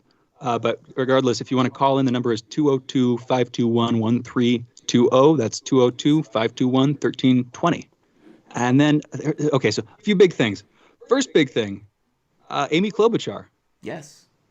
Yeah, so Amy Klobuchar has basically stepped back, indicating that she thinks that a black woman should be the VP. That, as far as I can tell, there are two really obvious candidates, Kamala Harris, and then there's Michelle Obama. Am I wrong? Really? Are those like the Michelle two Obama? leading? I never even thought of that one. That's interesting. Dark horse candidate. That's kind of, I don't know, that might be my little weird take, but what's your take on And that? the funny thing is, she put a knife in Elizabeth Warren on the way out, right? Like, Elizabeth Warren is the hardest working woman in the presidential election. She put a knife in Bernie Sanders like nobody, a hot knife in Bernie Sanders. Like going so far as to burn all credibility. If you remember, when Elizabeth Warren started the race, what did she say? I'm not going to take super PACs. I hate people who take super PACs. I would slap each and every person that's taking a super PAC. And then she takes a super PAC. When? Super Tuesday, in order to stay in the race, to split the vote for Sanders, allowing Joe Biden to crawl over Sanders' corpse. At that point, I'm like, she's earned it. I was like, she's earned it. Like, but by the same token, the problem for Elizabeth Warren is we're at a time where Black Lives Matter is kicking up a lot of dust. And just by virtue of that alone, just from identity standpoint alone, you may give it to Kamala Harris. That's why my vote early on was that it was going to go to Kamala Harris. I thought it was either Warren or Harris. And with everything that's going now with all of the racial stuff, it may be Kamala. It may be Kamala, but she has so much baggage. Yes, she does. Specifically on the racial stuff. And that's Michelle Obama is a dark horse, but I can't think of a more charismatic potential running mate, that fits the black woman criterion. She would be a fascinating candidate. I mean, I don't know if anybody ever really brought her name up in the running. To be honest, to be very honest, if my name is Joe Biden, I would choose Bernie Sanders.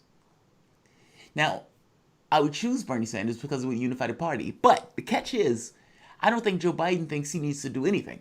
Because Joe Biden realizes people aren't voting for me for policy. This is kind of the other thing with Blue No Matter Who, right? You're not voting for the person for policy. You're voting for the person because of who they're not. And so there's not an affirmative case for who you want to be in office. So when people look around and be like, God, why are our Democrats so horrible? It's because you didn't vote them in for an affirmative case of what they could do. You voted them in for who they weren't. So now you need them to do something. They're completely and entirely outright criminally ineffectual. So, it's sad, but that's basically where we are politically. It's true. It's true. I have one more headline. We actually have Louise calling it. I just want to get this thing out of the way. We have two callers now, but I want to get this out of the way real quick. So Trump's campaign basically ran a series of ads that Facebook has banned. Were you following this? Did you see this, Jamal? I heard about that. So that basically Facebook. Do you know how sad that is? They're banning the president of the United States. Yeah, that's the thing. So it's a weird story. And I want to look into it more. When I first looked into it, I was like, okay, this is BS. Just because I know how these things tend to work, and usually it's somebody getting something wrong. And I looked into it more. It has to do with their use. Mostly it has to do with their use of the inverted red triangle, which I wasn't aware of, but which is apparently primarily known, as far as I can tell, as a badge for prisoners in concentration camps. It does seem to have gotten picked. That's the thing. Are you serious? Well, but here's the thing. It does seem to have gotten picked up, albeit in a small way, by anti-fascists who used it as a sort of symbol of resistance. So you had back in the 30s, there was an organization, and then I was directed to an Antifa group in Utrecht in the Netherlands, which also has it. So, I mean, it's in use, but it's not in vogue. And therefore, it is kind of confusing. And some people are calling it a dog whistle. I also would be remiss if I didn't mention just other weird stuff. I don't know what to think about this. First sentence of each of there are 88 total ads. And the first sentence, if you include the hyphenated word, which is in the first sentence, is 14 letters long. So for people who know about white supremacist symbology or whatever, 1488, those are definitely numbers that you watch out for. On the other hand, it's just weird. And I was talking to somebody about this morning. Trump, big friend of Israel.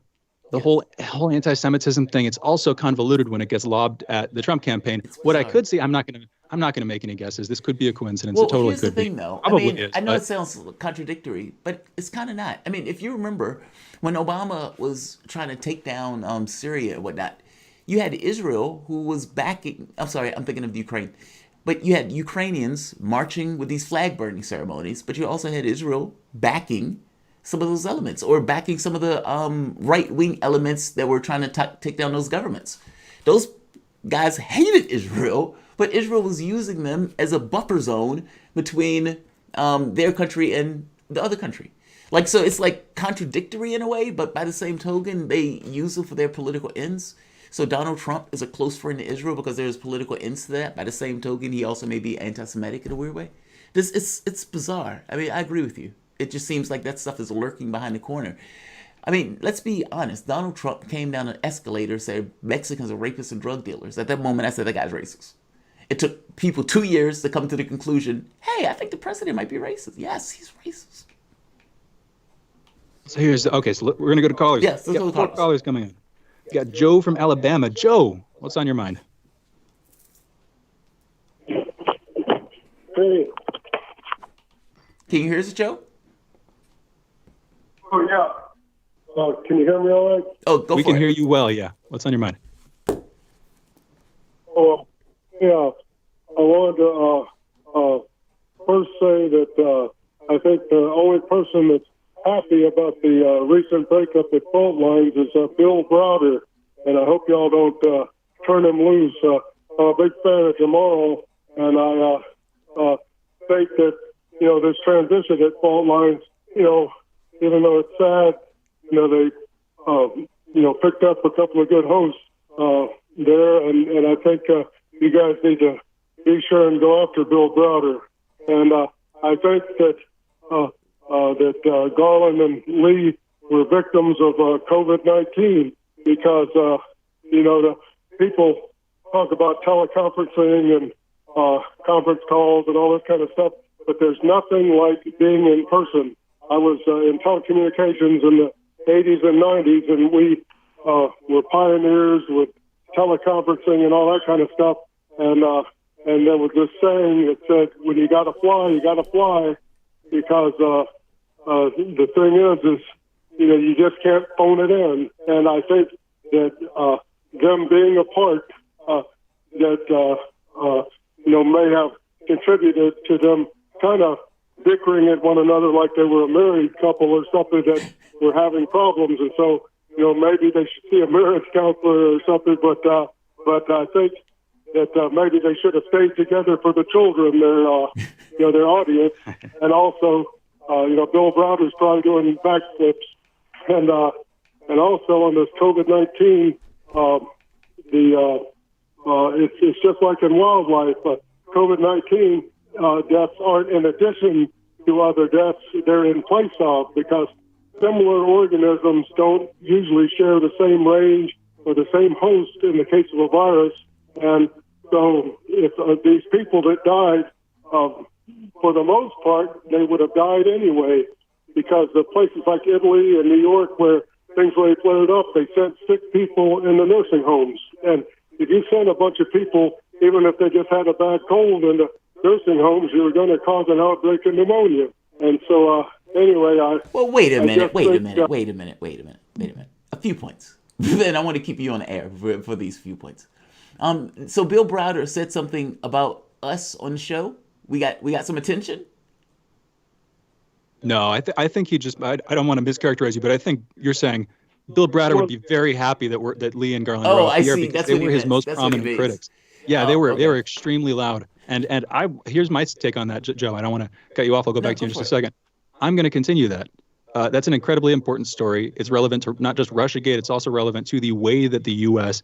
does sanctions, the way that it handles sanctions. It's a really good gateway into the history of the relationship between U.S. and Russia, the privatization voucher scandal during the 90s, and the sort of generally rapacious attitude that the U.S. had towards the post-Soviet Russia. So that's my sort of take on it. There are other aspects to that too, but regardless, I want to keep going on that story. So he should stay afraid. I don't know if he should stay as afraid as he was with my dad, because my dad's his own very, very voracious research dude. But we want to keep covering that story. Joe, though, what else was on your mind? Yeah. Wait. So let me hit the other point. Just because somebody has a cold in a nursing home doesn't mean they're going to have an outbreak of pneumonia. I think you're trying to justify people potentially dying of COVID-19 and people dying of a pneumonia outbreak. I don't think that those things are related to one another. I mean, you had 120,000 people dead. You don't have that many people dead in regards to pneumonia, not that I'm aware of, especially with this short period of time. I think Joe might be off. And sadly, we have 3 other callers. Not at all sadly. That's very happy. Let's go to the other callers. Let's do it. We've only got a few minutes. Yeah. Louise from Virginia, you're on. What's on your mind? Yes, amen to Joe from Alabama. He's a first-timer, and he should come on again. He was very, very good. And so are you. You two are getting up to speed real quick. I have a question for you, which is, I tend to turn off whenever I hear the politics, U.S. politics starting up, and I think Jamal would have an answer to that. My question is, could you not talk a little bit more about the war machine? That's far more looming than this silly politics stuff, which is just cover. And what I would think would happen would be that the Black Lives Movement will get taken off the path, as you brought up earlier. I think it was Shane who brought that up. That is a worry, and Margaret Kimberly herself calls it the black misleadership class. So black people don't necessarily have good leadership, and they can be taken off the useful path. Then the protests will turn real violent. Then the cops, then the army will come in, etc., and people will fall back because there are not enough heroic people to stand up against the army and being arrested and all that. That you can't expect many people to do that. Then they'll start a war. And once a war, which have been gunning for these many eons, then they'll start a war. And when a war starts, freedom of opinion stops. Yeah. So could you please tell me, is it too grim or not? And I sure miss Garland and Lee. Okay, bye. Thank you. I appreciate that call. You have a point. I mean, if you think of Eugene Debs was basically put to prison because, he was going against the war, and they didn't necessarily want the political opinions. Same thing, Martin Luther King, even though, this notion that they pulled the security thing when he started speaking out against the Vietnam War. Why is this Negro speaking about these foreign policy issues? And King's point was the boot of the U.S. military is the same boot that puts on the neck of African Americans here in the United States. I agree with you about the military stuff. Right now, I have a story up here where the United States government is basically stealing or burning the wheat supplies for Syria. Basically to try to create starvation within the country, to try to get the country to knuckle under. It's their way of trying to put pressure. Trump ordered it himself. Utterly an abysmal policy. Donald Trump admits that the previous administration, Obama, was working in clandestine means to topple the government while lying to the public about doing so. New York Times runs the story. They're a day late, dollar short, always. They're always months after the thing has taken place. But more importantly, Trump says, despite the fact that the previous administration came into this country in order to topple the government of this country, I am going to stay and steal the oil. And then he turns around and then burns the crops in order to trying to get the country to knuckle under by starvation. Have you heard about the story, Shane? I have, yes. Yeah, we talked about that with Maram, actually. It's so disturbing. It is. Yeah, it is. Actually, so here's the thing. We've got two callers, but we're going to have to go into a break right now because we're hitting up against that limit. But we'll be back. I want to take those calls. We're going to be joined next by Miko Peled. And you're listening right now to Fault Lines with Thomas and Stranahan. Miko is not picking up for now. Okay, thanks for letting me know. We are above all the latest developments. Also, we'll let you know, Andre.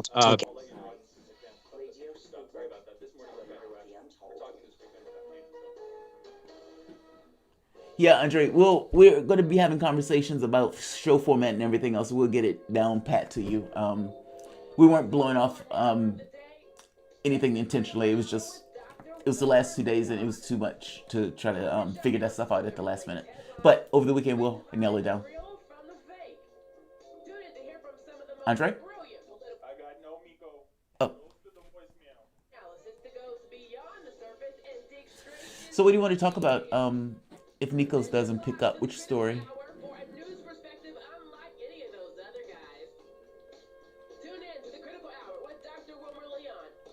Shane?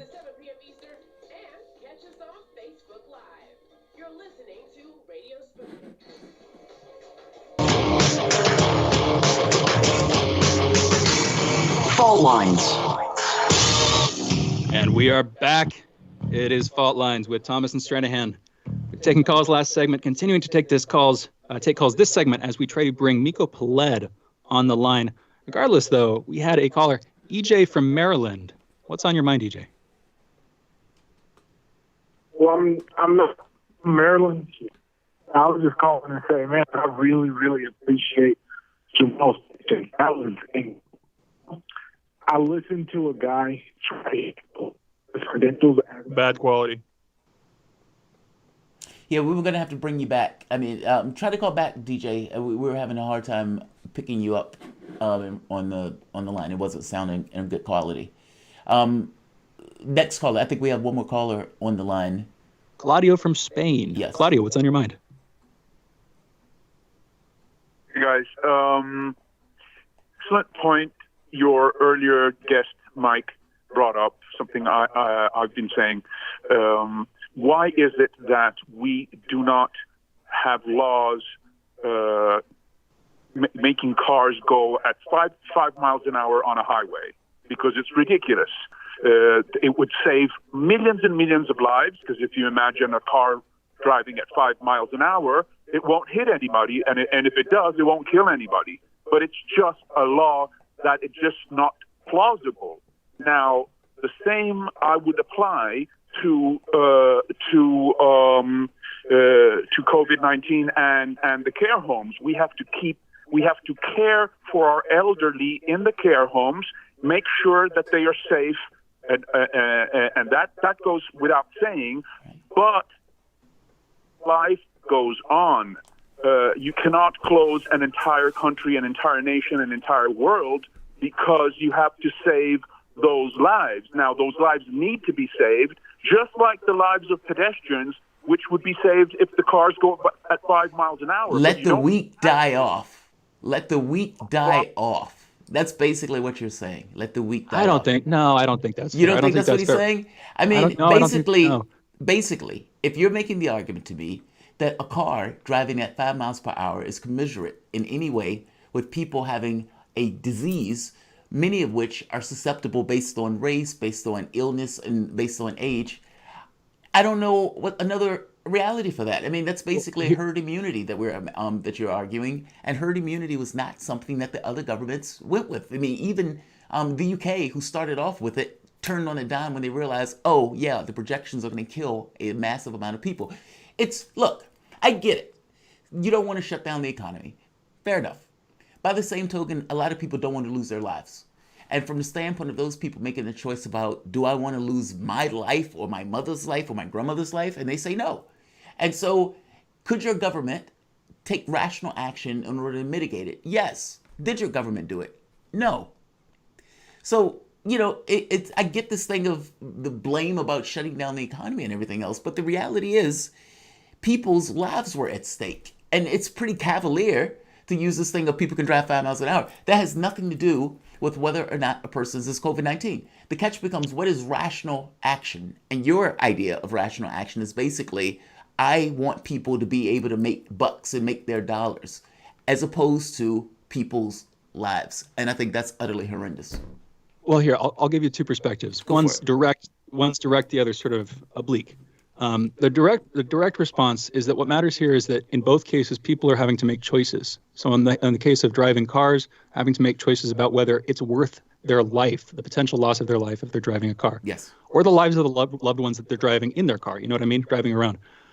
Similarly, if you're deciding if you're going to go to work, how that's going to work, how often you're going to leave your house, where you're going to go shopping, what you're going to wear when you're going shopping, basically all of the things that would apply to this lockdown. Right. That's also your choice.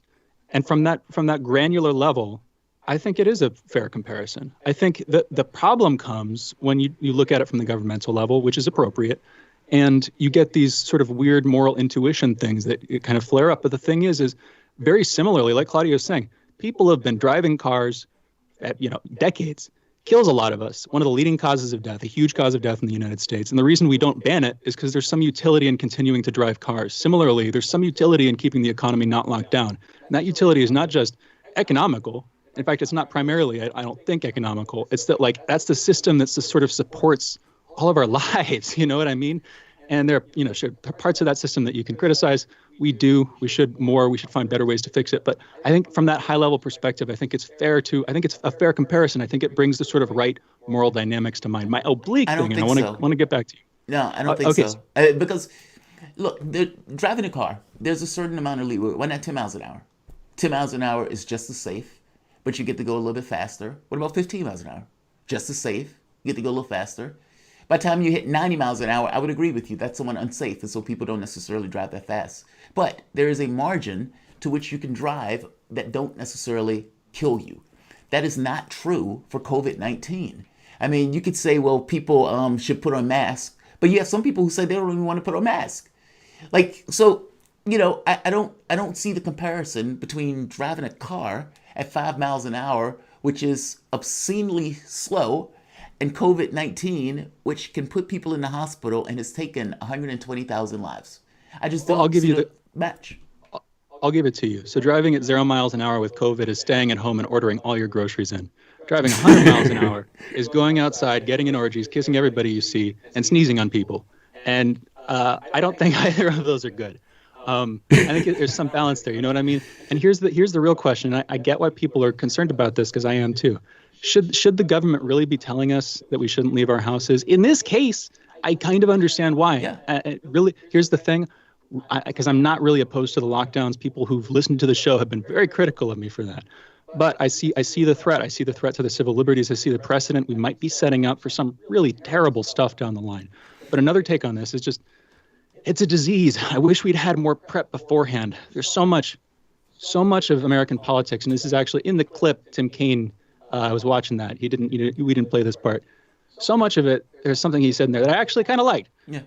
So much of it is just blaming each other. Yes. So much of it is not getting anything done and then blaming each other for not getting anything done. I think there's something similar at play here in a weird way, where, like, say we were advanced enough and prepared enough, and our political system and governmental system was healthy enough to prepare for this pandemic, we wouldn't be having this conversation because we would have solved this problem. Yeah, all of this is incompetence. That's why I kept making the point that it's this rational action would have headed off this thing, and our decision space has gotten narrow just because of the incompetence. I mean, Trump could have ordered the Production Act in order to ensure that the ventilators, ensure that the equipment, that the medical supplies, all that stuff was needed. He had 2 and 3 months in advance.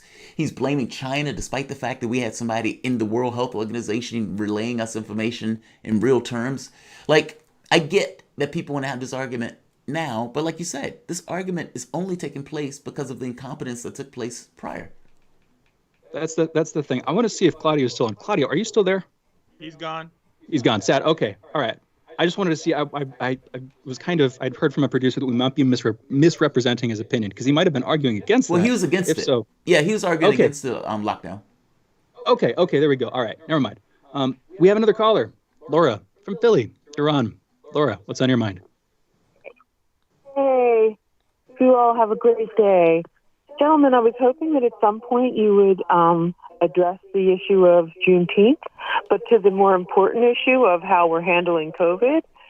I wish somebody, one of you guys or both of you, whatever, would just interview some old-fashioned respiratory therapists.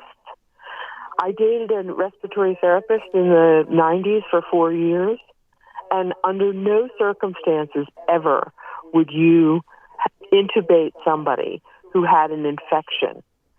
And under every circumstance of what medications they're finding are beneficial for the more tragic people who seem to need some kind of breath enhancement, in every case, the issue is that the blood gases that are essential for proper respiration are not being done. That's a little advanced for what we commonly talk about. More importantly, the issue that the CDC or the FDA has banned hydrochloroquine, which is a known antiviral for the use of anything to do with COVID, while it still remains calling pot a Schedule I drug, I think is a hypocrisy worth bringing out, because that's absurd. It is absurd. Yes, it is absurd, and it's beyond absurd. It's. You must understand, the drug war was started to lock up blacks and hippies. Ehrlichman, Nixon's hatchet man, basically gave an interview, and he argued. He says, "Look," he says, "did we know that we were lying about the drugs? Yes." He said, "but the Nixon administration had two enemies: the blacks and the anti-war left." And he said, "We realized we couldn't criminalize being black and we couldn't criminalize being anti-war. What we could do is associate their communities and them with pot and heroin and those drugs, raid their house every night, and basically get on the evening news and shake their fists at them. Also, take away their voting rights." So you've had basically a drug war for the last 40, 50 years with the admitted purpose of locking up blacks and hippies. And they still have that drug scheduled as Schedule 1, and they're still putting people in prison for it today. True. It's horrendous. I mean, like the fact that you would know that. Obama hit both of those boxes. He used to be a flagrant pot smoker. And it's like, you're black and you were a hippie. Do something about it. It's like, what are you doing, man? You're like, that drug war was specifically to catch people like you. And you're in the, I'm just the president of the United States. That's all I am. That's all. I hear you. You know, here's the thing. I'm going to give you a weird I'm going to bring this back actually to the other conversation. Don't mean to go right back into the conflict, but there is an analog, and it might be totally off base, so feel free to criticize it. No, plow into the conflict. Fault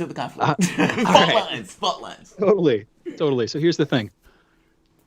Take the drug war, for example, and compare it to the lockdown. Yeah. If we're if we're against the drug war, which I largely am, especially with the soft drugs, but even with the hard ones, I think there's a conversation to be had there. Regardless, if you're against the drug war, really what you're against is like people's civil liberties being infringed upon in exchange for ideally saving some lives and saving some quality of life in exchange, in terms of addiction that people would get from those drugs, but just also saving lives straight up. So here's the thing. This is that dynamic constraining political liberties slightly to improve public hygiene or health or however the heck you want to try to characterize these things. To save people's lives is the purest way to say it. If I had that's gonorrhea that's a political dynamic. Would that be okay? No, that's the thing. But that's a personal moral issue. And I'll give you an example. Would it be appropriate for the government to create a list of people with gonorrhea so that everybody else knows? Or should we do that individually? This is where, again, I think the right has a real strong argument here.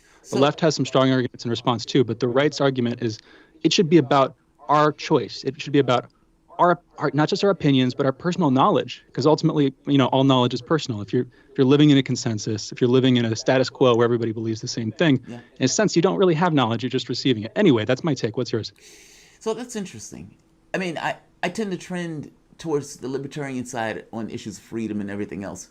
By the same token, I have a history of being hospitalized. And I know there are situations where you just have to suck it up because it's a real world phenomena. Like this notion of right and wrong and all this, none of this stuff exists. From a cosmic level, the universe does not care one iota. Those things are imposed or those things are made entirely by us. If you think that it's wrong for people to be locked up in a house, then you think it's wrong. I can't argue with that level of subjectivity in regards to thinking it's wrong. The argument can only come in from objective reality in the sense of saying what gives social distancing or just allowing herd immunity where everybody just kind of go for it. I think herd immunity is insane. I think there's a reason that the governments didn't use it. And so when I look at the government saying, okay, look, we need a social distance, I think that's a rational act. That's looking for the standpoint of what's the outcome. And I do think taking an action for 2 months is not horrendous. Like people, I think, I gotta be honest, I think it's somewhat overwrought. People turn a medical issue into a political issue. Like where there was like, I'm not gonna wear my mask, it's my liberty. It's like, it's your liberty to give other people some kind of infection because you don't necessarily want to wear your mask because you think it's a political issue. I think that's insane. If you're walking around and you make my grandmother sick, I'm going to be very angry and cross at you, especially. I need a pedicure horrendously. I would love for people to be out and about and be out in the sun and be at the beach and be whatever they're doing. So this is not like I love it. It's just that I accept that there are real things in real world reality that intervene on the things that we want to do. We don't always get to do everything we want. I hear you. And here's the thing. Ultimately, I accept it too. But I recognize it's a complicated conversation. It's one I want to continue. Unfortunately, well, not unfortunately, we're going into a break right now.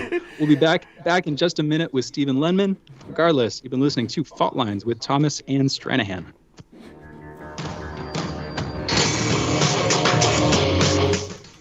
Lines. Are you bored? Are you lonely? Do you need a hug?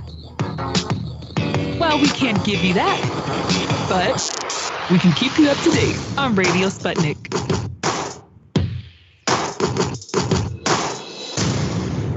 Knock, knock.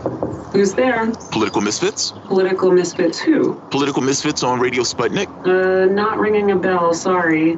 News, politics, culture, cutting through the red and blue spin to get to the real story? From noon to 2 p.m. Eastern at 105.5 in Washington, D.C.? Oh, it's Bob and Jamaro. Of course, come on in. Aren't you glad you didn't say MSNBC?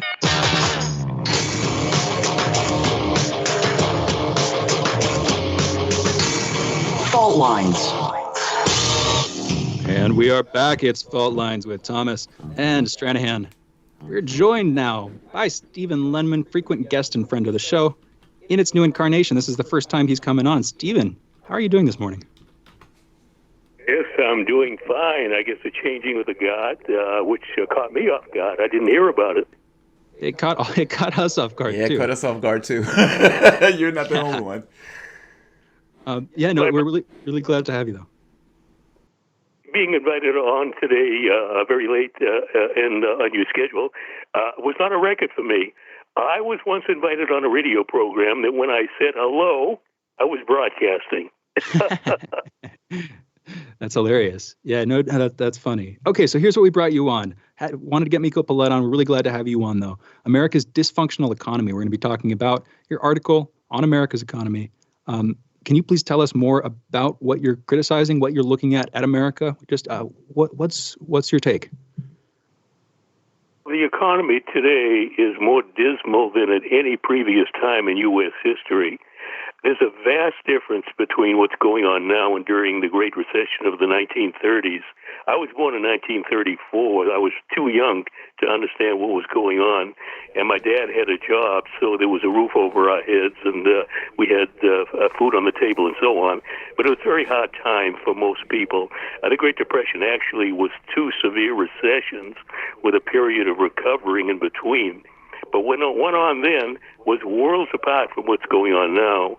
When Roosevelt came into office in early, I think, March in 1933, he began a program. His first 100 days, it went way beyond 100 days. It went on throughout his time, except for a hiatus when he let his guard down, and then picked up steam again to be generating activities to stimulate economic growth. But he developed an alphabet soup of programs to put people back to work, to stimulate economic growth, and it worked. Because at the depths of the Great Depression, unemployment was about 25%. It was low. The trough of the Depression was when he came into office, about 1933. His programs reduced unemployment to about 11% by 1937, 33 to 37. And then he let things down. He stopped stimulus. Unemployment shot up again, and there was another severe depression, and then it took the run-up to World War II to bring the economy back full steam. Well, I hope that's not what's needed to get the economy rolling again now. But the difference between then and now is there's virtually nothing being done, either by Trump or Congress or anybody else in Washington, to stimulate economic growth, to create jobs, get people back to work so they can have money in their pocket, so they can buy things. It's a dismal situation. There never has been a time in U.S. history, economically, when things were as dismal for Main Street. And that's the important thing. The vast majority of Americans, they are the ones that are suffering. Tens of millions of Americans that are either out of work or the ones that have work are working reduced hours, may have less pay, maybe reduced benefits. It's a dismal situation, and lots of businesses have gone bankrupt. I think numbers I've seen, over 100,000 small and medium-sized businesses have gone under, and most of them are not coming back. So a lot of jobs were lost permanently. It could take years, maybe a decade or more, to even hope to recover from what's going on now. But there'll never be recovery from Main Street if there aren't policies in Washington by the U.S. ruling class to do things that were done in the 1930s to stimulate growth and put people back to work, and it's not happening. That's why things are so dismal today and desperate, and it's complicated by COVID-19, which is rearing its ugly head again. And there's no second wave so far. The increases in outbreaks are part of the first wave. And good heavens, there could be a second wave come next fall and winter, and it could be worse than the first wave. And the sad part, they're saying that they're not doing any more shutdowns. That basically, regardless of what happens, it's going to be like the week die off from here on out. What do you think is going to take place from here on out? I mean, basically, you have a lot of people in the streets who realize basically what you just said, that the political instrument is broken, that is fundamentally not doing anything in order to ameliorate the rough edges of our system. We have 40 million people out of a job. To put that in perspective, I mean, you have 88% of Democrats saying we agree with Medicare for all. You have 70% of the rest of the public that say we agree with Medicare for all. And this is in the middle of a pandemic, and the Democratic Party says Cobra. You know what I mean? It's a fundamental gap between what the public wants, be it on healthcare, be it on taxes, be it on education, versus what the government is able or willing to even give. With the public out in the street like this to the tune of millions, and with all of these people going to be evicted out of their homes, do you think the Black Lives Matter movement is going to take on this kind of merger of sorts? Meaning, I just mentioned Nixon was concerned about blacks and hippies.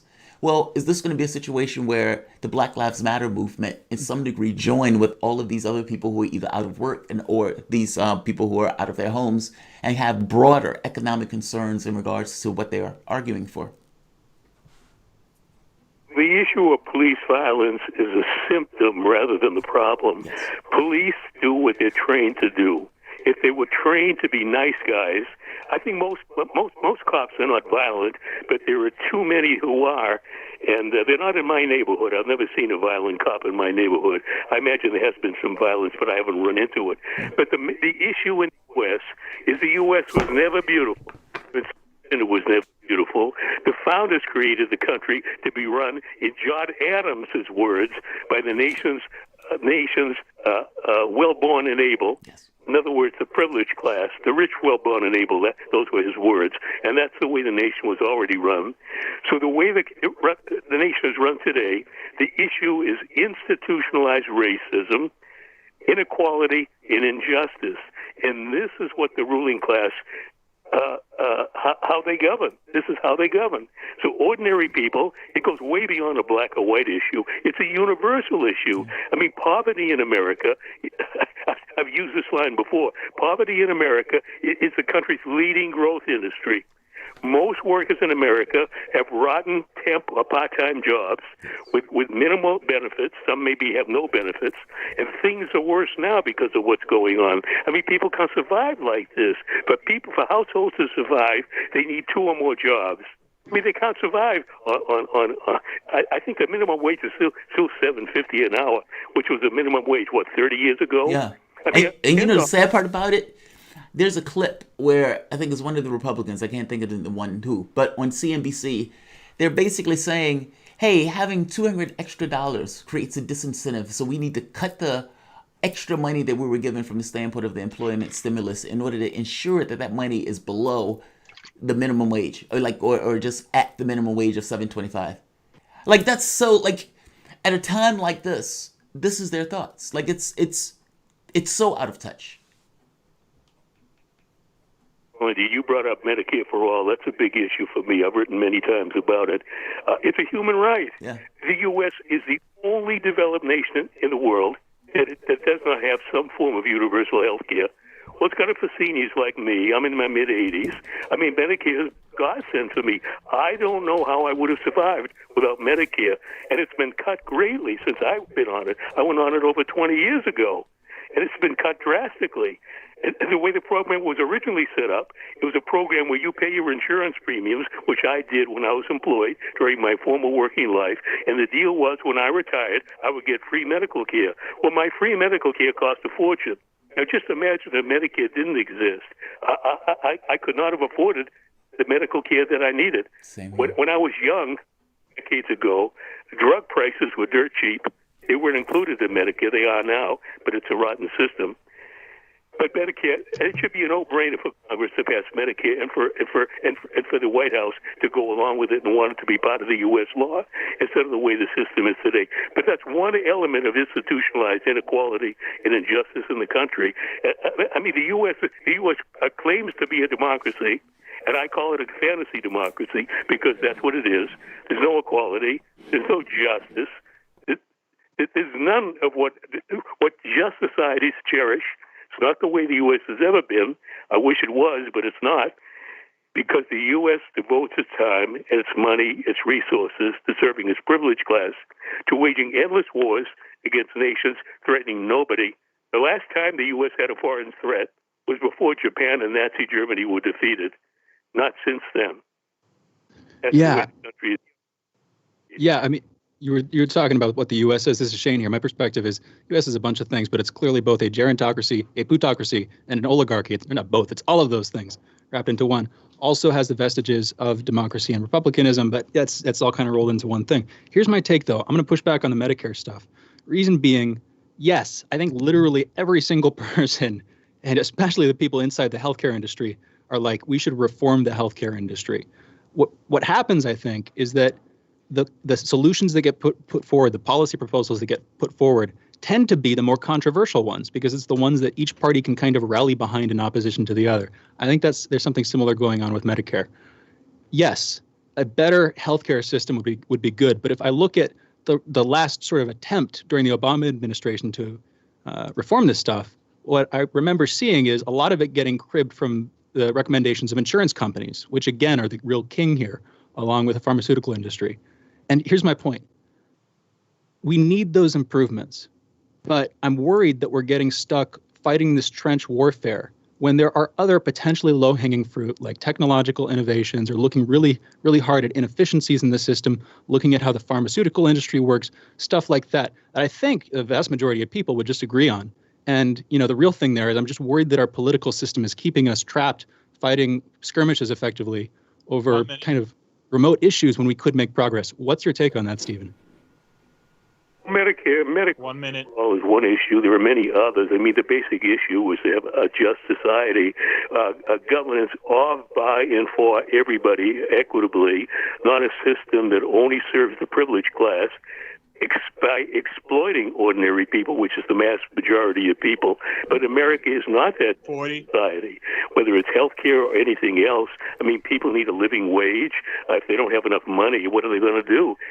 People can't afford medical care because it's so expensive. It was cheap when I was young, but it's very expensive now. That was Stephen Lenman. Sorry, Stephen, we've got to go. That was Stephen Lenman, great writer. You can find him at stephenlenman.org. We'll be back for another hour of the most disruptive radio show in America. You've been listening to Fault Lines with Thomas and Stranahan.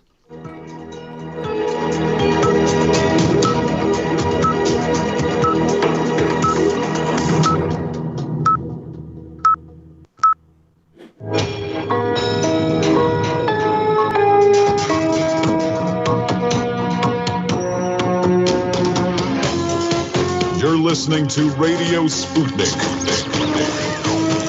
Telling the untold.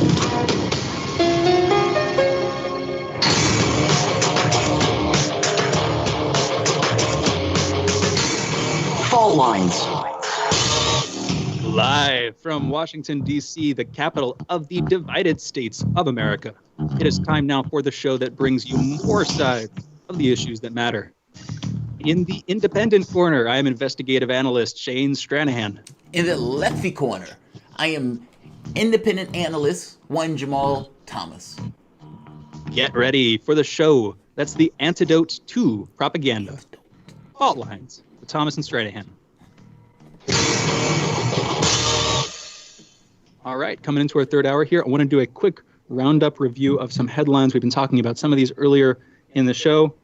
The thing I'm probably going to lead with, because it's most politically relevant, is Amy Klobuchar dropping out of the race.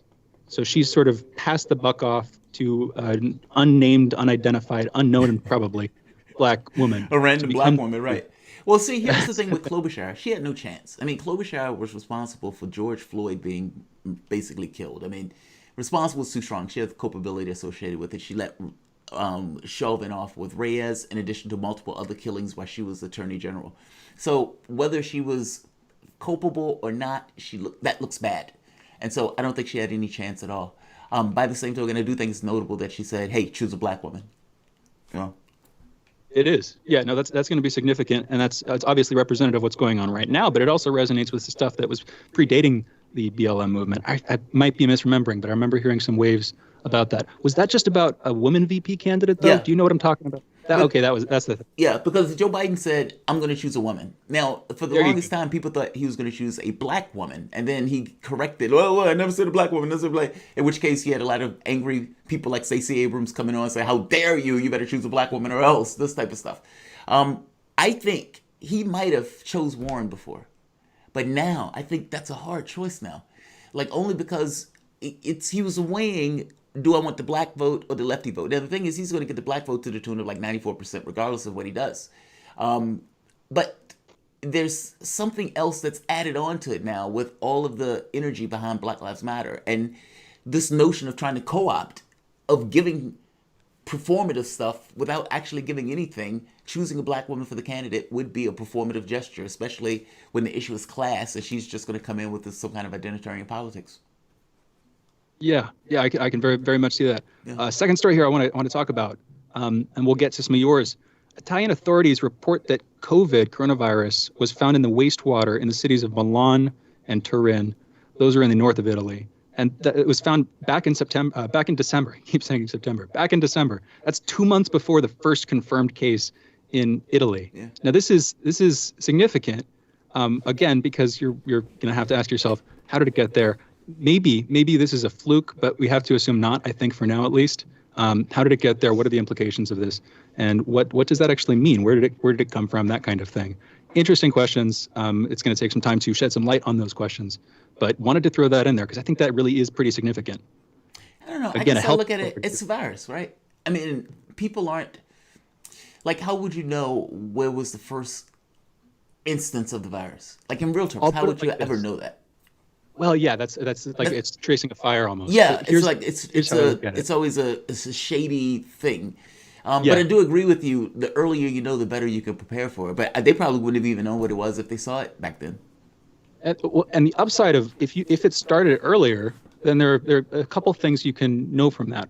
So one of the immediate assumptions is that it's been a lot slower to spread in a weird way than you would have assumed. In other words, if it started earlier, and it took more time to get to this point, then the replication rate is a lot lower. That would also probably mean that the death rate is lower, because if you have more people who are getting infected earlier and you're not testing for them necessarily, you probably have a bunch of people who got it that we're not incorporating into the numbers, and therefore the death rate appears artificially high. Yes-ish. I think it depends, right? Like, there's a lot of people who are asymptomatic. So I agree with you. Like, where there's some people who just don't seem to be overly bothered by it.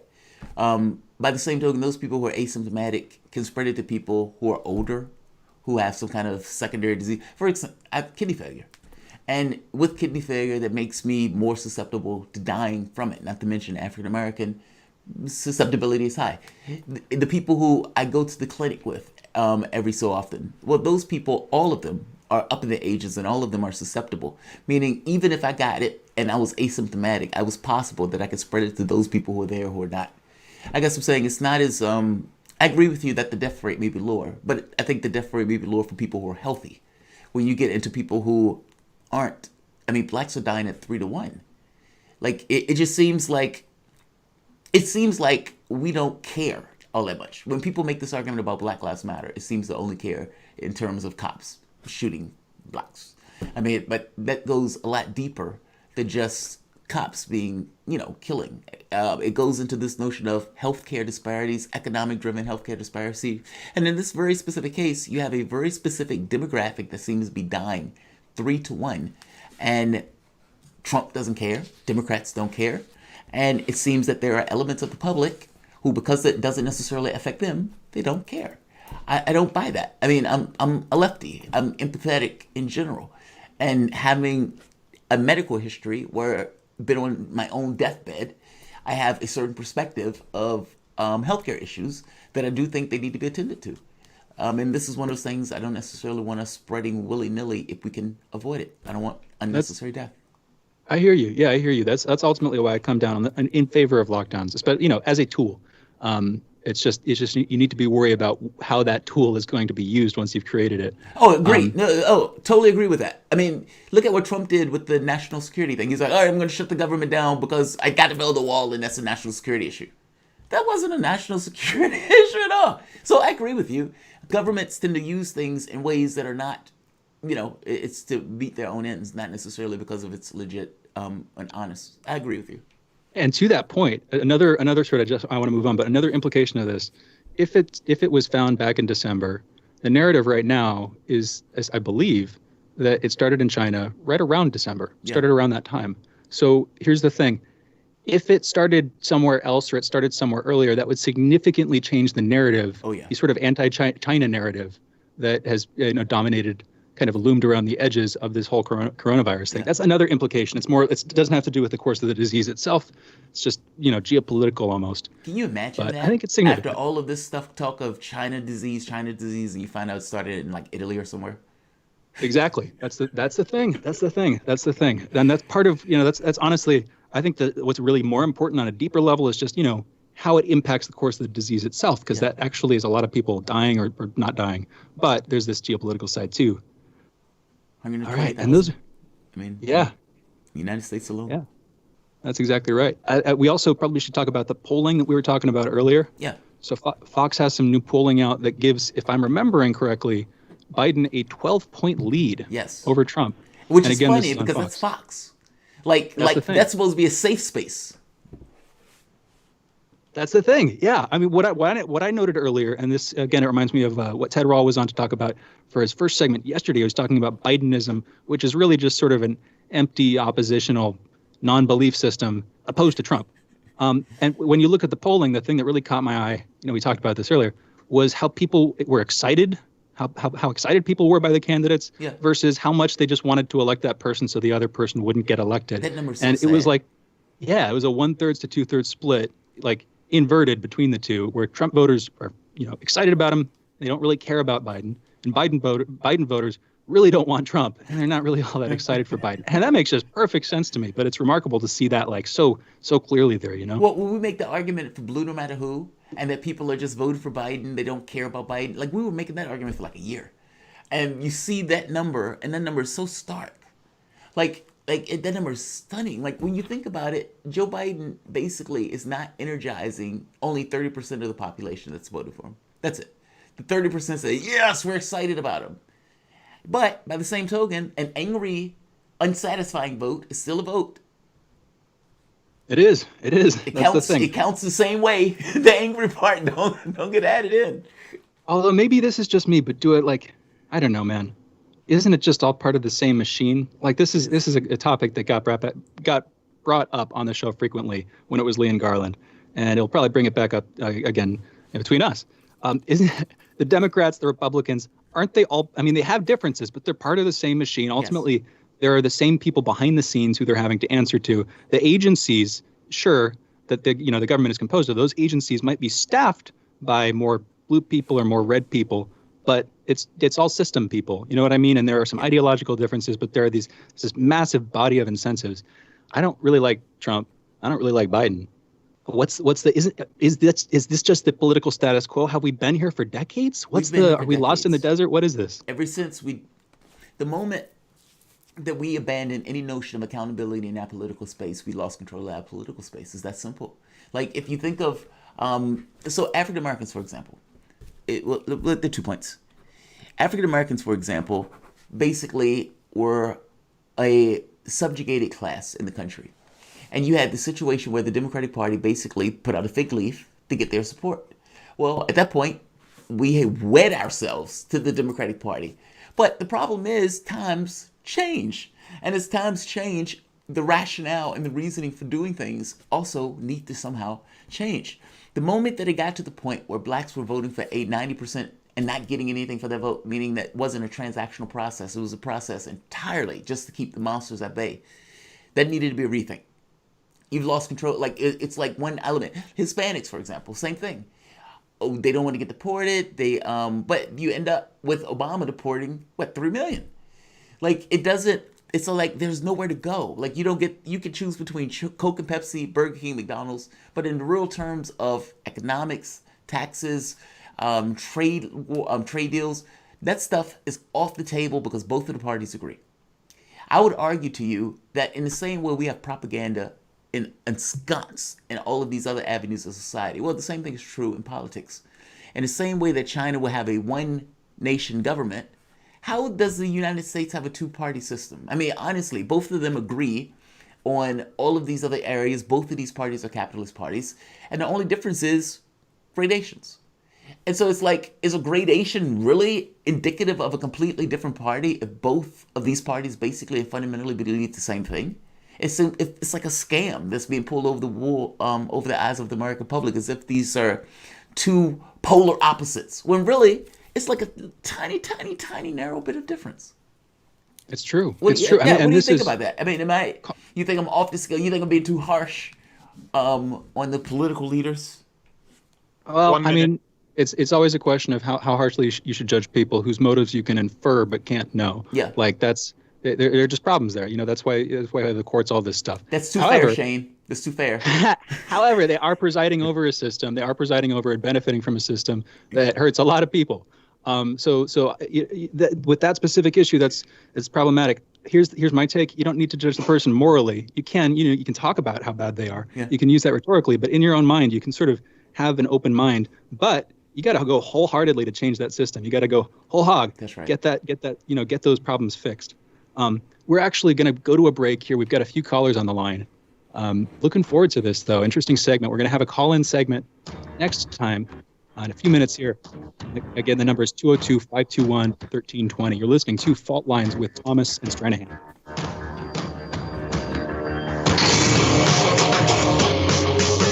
Fault Lines. 24 hours a day, 7 days a week. We give you the most essential information out there.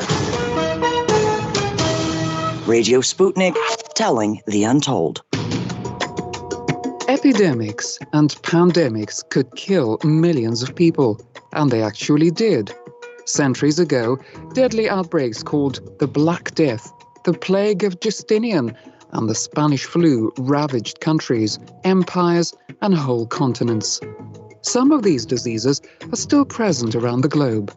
Others have become a thing of the past.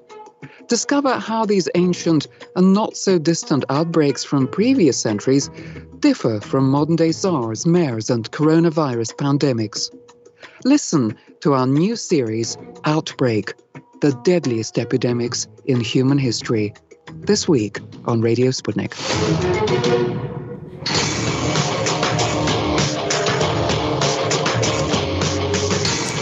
Fault Lines.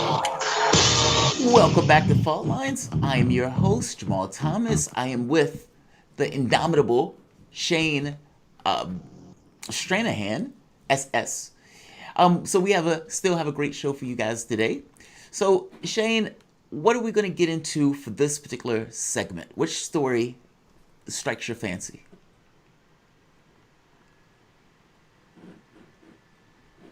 Shane? Guys.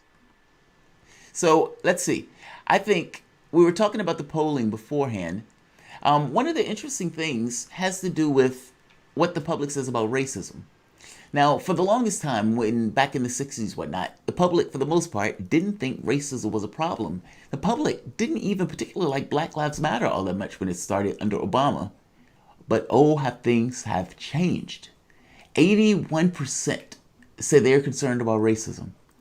That number is astonishing to me because nothing has fundamentally changed on that front between Trump and between Obama.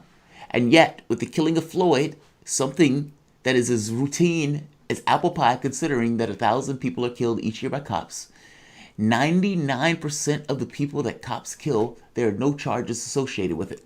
More interesting, when the cop is charged, 30%, or roughly, get convicted. Now, of the people who get convicted, 36% serve jail time. So think of how weird that is. So you have a case where 99 out of all the shootings, over 1,000 shootings a year, and from 2013 to 2019, 99% of the cops involved in those shootings, there were no charges. 99%, that's near unanimous. When a cop says, I'd rather be judged by 12 than carried by 6, that's the number they're talking about. On top of that, when they are deal with the trial, 36% or 33%, I believe, get convicted. But of the ones that get convicted, 36% serve jail time. That's all. So it's like, it's hard to prosecute those cases. Now, the case for Breonna Taylor yesterday, the judge or the people were boarding up the courthouse. And in addition to boarding up the courthouse, in doing so, you thought that they were going to come out and say something that was going to cause people to lose their mind, because people have been paying a lot of attention to this case. The prosecutor comes out, explains what he's doing, and says, give me more time. We're trying to look into the case. We're trying to be fair, etc., etc. But the fact that they boarded up that courthouse, he thought that by not coming in with an affirmative, yes, we're pressing charges, that the public may respond angrily. Sean, this is putting people, it's like government, there's a saying, Chris Hedges used to say, government needs to be uncomfortable. Well, to some degree, they are. To some degree, they are. The other one is 67% say coronavirus and unemployment are major threats to nation's stability. 61% of voters say they disapprove of Trump handling of race relations. That is utterly hilarious. The other part, because again, this is the whole thing where beforehand there was no issue from the standpoint of what the public was considering race relations issues. And now all of a sudden, after watching Floyd, all at once the public changed their minds. And in changing their minds that fast, it was like a whiplash, meaning there were a lot of people who were incapable of catching up with that. More importantly, you've seen these kind of kamikaze attacks by basically racists ramming their cars or ramming their vehicles into protesters. This, I think, commemorates the Charlottesville thing where they rammed the car into and killed that woman. Well, they're doing it over and over again as a way of basically coming up with a kind of race or pushback. We have a caller, Michael from Sydney. Michael, how's it going? Good, Jamal. I think you and Shane are doing a good job. I know it must be particularly hard for Shane, given that Shane Lee's his dad and everything. I think he's doing a very good job. Look, I mean, obviously, I'm fully in support of what you're saying there, Jamal. Everything you say is true. Capitalism, is built on colonization and slavery. And like there's also it sounds like there's a butt coming. No. There's also slavery of the white people as well. I know blacks were the poor white people have been enslaved to the capitalist system forever as well. It's just that blacks and people of colour have copped it a lot worse than white people have, and white privilege does exist. Me, as a male, have not experienced the same thing as an Aboriginal in my country has experienced. Aboriginal people have had it far worse than me. I'm very privileged compared to an Aboriginal person in my country. Right? And so I'm not claiming at all that a black person hasn't had worse treatment than I have, or a brown person hasn't had worse treatment than I have. That's not true. But I myself have also been subjected to the system and subjugated by the system. Now, I did study economics, and I studied at the University of Sydney, and I want to pick up on a subject someone touched on earlier, which is Medicare for all. Yeah. I studied Marxist economics. But even I learned in high school economics here in Australia, and I learned it at university as well, even within neoclassical economics or general equilibrium theory, in Keynesian economics, there's a concept called market failure. And market failure basically means where the market is not the most efficient allocator of resources. Exactly, yes. And you'll hear people like Ron Paul go on, bang on about we can't have the government running the medical system, we can't have the government doing this and that. Well, and because the market should decide what the best way to spend the money is. Well, the problem with that argument that Ron Paul makes is actually every developed country that has Medicare for all spends roughly half the US spends. Yes. Their Medicare For better health outcomes, by the way. I mean, infant mortality rates among African American women is abysmal. And that is an issue of poverty. That's not necessarily an issue of race. Same thing with death rates, opioid abuse, suicides. Like the outcomes for poverty is abysmal, and we just accept it. I appreciate your call, man. Thank you. We have another caller, Masha from Massachusetts. Yeah, Jamal, I have a couple points if I have time. Go for it. The first one is mask box. Oh, can you hear me? Yeah, go for it. Right on the mask box, it says, will not protect you from getting the COVID virus or from spreading it to other people. So it's a social conditioning program. It has nothing to do with spreading the virus. I don't think that's right. I think they're giving themselves liability protection, and that it doesn't completely stop it, but it does reduce the spread. That's consistent with everything we've seen. Yeah. Well, I'm just saying on the surgical box, that's what it says. I think that's liability. But go ahead. Every matters. What about Governor Cuomo and these Democratic governors putting these COVID patients into nursing homes? Oh, that's horrendous. Yeah, that shouldn't happen. Oh, man, that's horrendous. That's terrible. Cuomo should be brought up on charges for that. I mean, because basically he tried to put in protections in order to prevent those companies from being sued with all of those deaths that was taking place in those nursing homes. That is absolutely horrendous. Horrendous. And that really doesn't get covered very much. And the third thing is I wanted to recommend a guest, Professor Dolores Cahill. She's a PhD. I think she's a microbiologist. She's created vaccines. She is head of a bioweapons lab. She worked for the Max Planck Institute. And she would be a very knowledgeable guest to have on to talk about the whole COVID thing. Thank you, Marcia. We have one more caller, Daniel from Texas. What's going on, Daniel? Hi there. I wanted to call about your previous caller that was complaining about lockdown. Right. And I want to point out, Sweden. Well, the reason why Sweden was able to do what it was able to do is because it has an airbag. It has an airbag called socialism. And they're able to, because they have a society that trusts the government, that pays their taxes, doesn't complain about their taxes. And if you're complaining about lockdown, well, go look to Sweden and tell yourself, okay, are you bitching about taxes? Are you complaining that healthcare should be more privatized? And why are you complaining? Just sit down and enjoy losing your job. Right, or in your home, and then your healthcare. Well, right, here's the thing. Lose it all. But Sweden also messed this up. So I mean, you can talk about. You can talk about the other Scandinavian countries which are all operating along the spectrum between capitalism and socialism. You know, they're widely referenced for that. Yeah. But Sweden again, notable among its neighbors, Norway, Finland, and Denmark. Sweden didn't do the lockdown thing for. And they paid for it. They did pay for it. That's the thing. I had a really good. Thank you, Daniel. I appreciate the call. I had a really good conversation. I was in Egypt. My wife and I were in a casino, and a gentleman from Denmark, him and I got into a conversation. He said, we're a capitalist country. He said, but you guys are lunatics.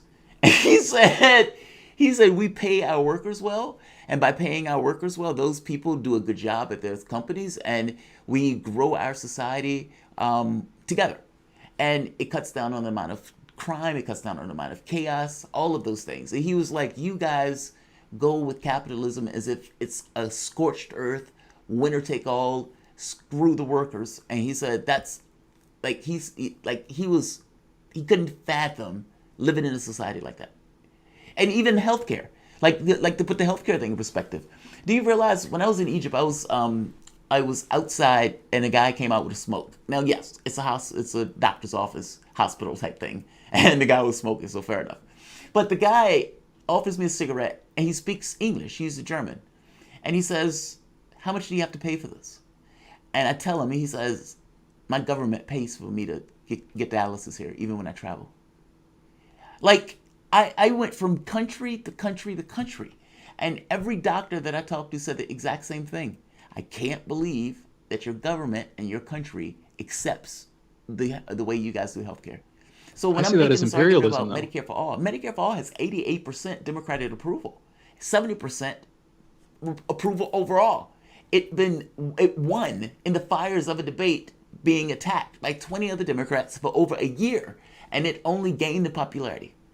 When I make this argument, and I say the argument and the conversation that needs to be asked of Joe Biden and Nancy Pelosi is, how do you justify not supporting Medicare for all when 88% of Democrats support it and 70% of the rest of the public support it? How do you justify that if indeed Donald Trump is the walking apocalypse, and if supporting that will organically grow the party or bring the party together so you can win?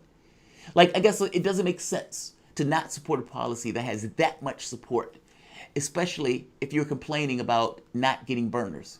You're not getting burners because those people, the 20%, want policy, especially a policy like this. What do you think about that? Shane.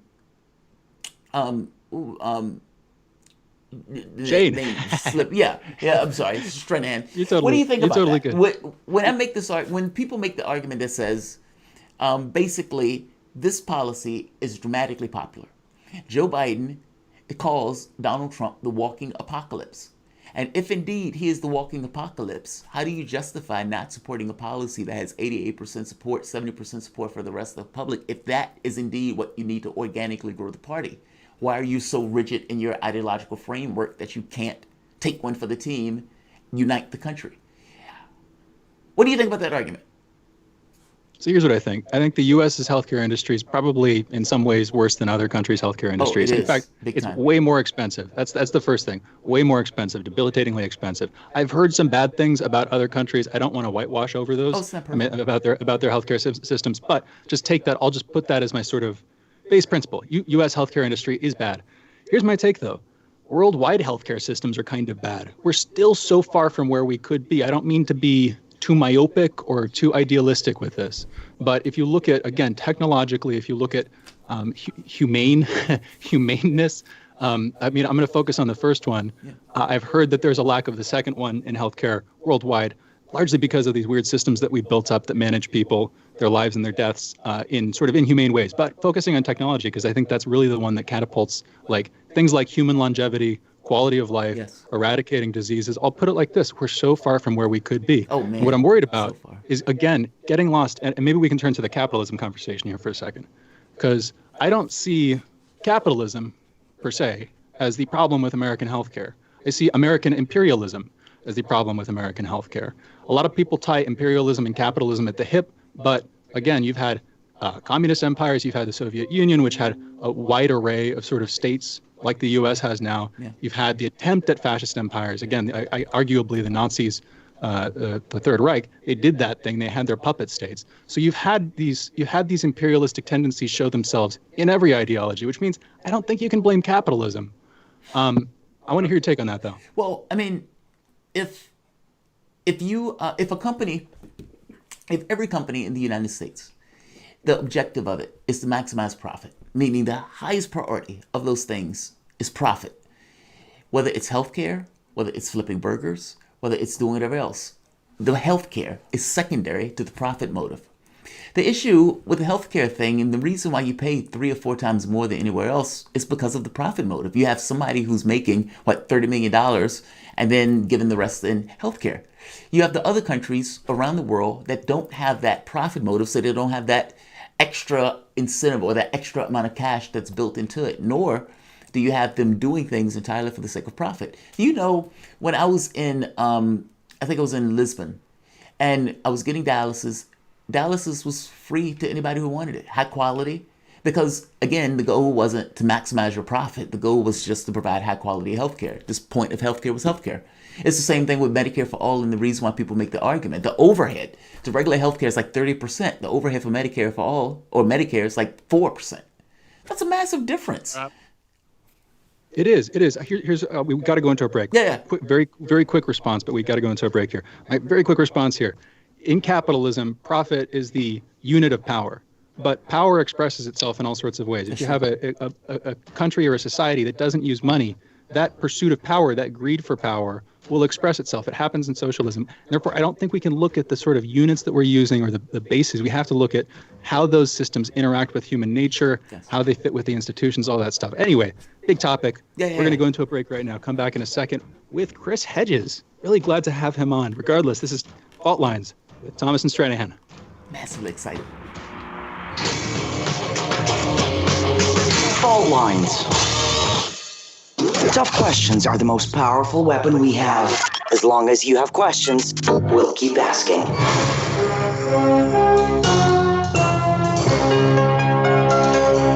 Radio Sputnik. Telling the untold. Feeling kind of blue, but maybe also kind of red, and kind of purple, and kind of alone? You've got a friend on Radio Sputnik. Tune into Political Misfits from 12 to 2 Eastern Time, Monday through Friday, for news, politics, and culture without the two-party bias. Catch us daily on 105.5 in Washington, D.C., or 102.9 or 104.7 in Kansas City. Or find us on Twitter, Facebook, YouTube, Spotify, or wherever you get your news.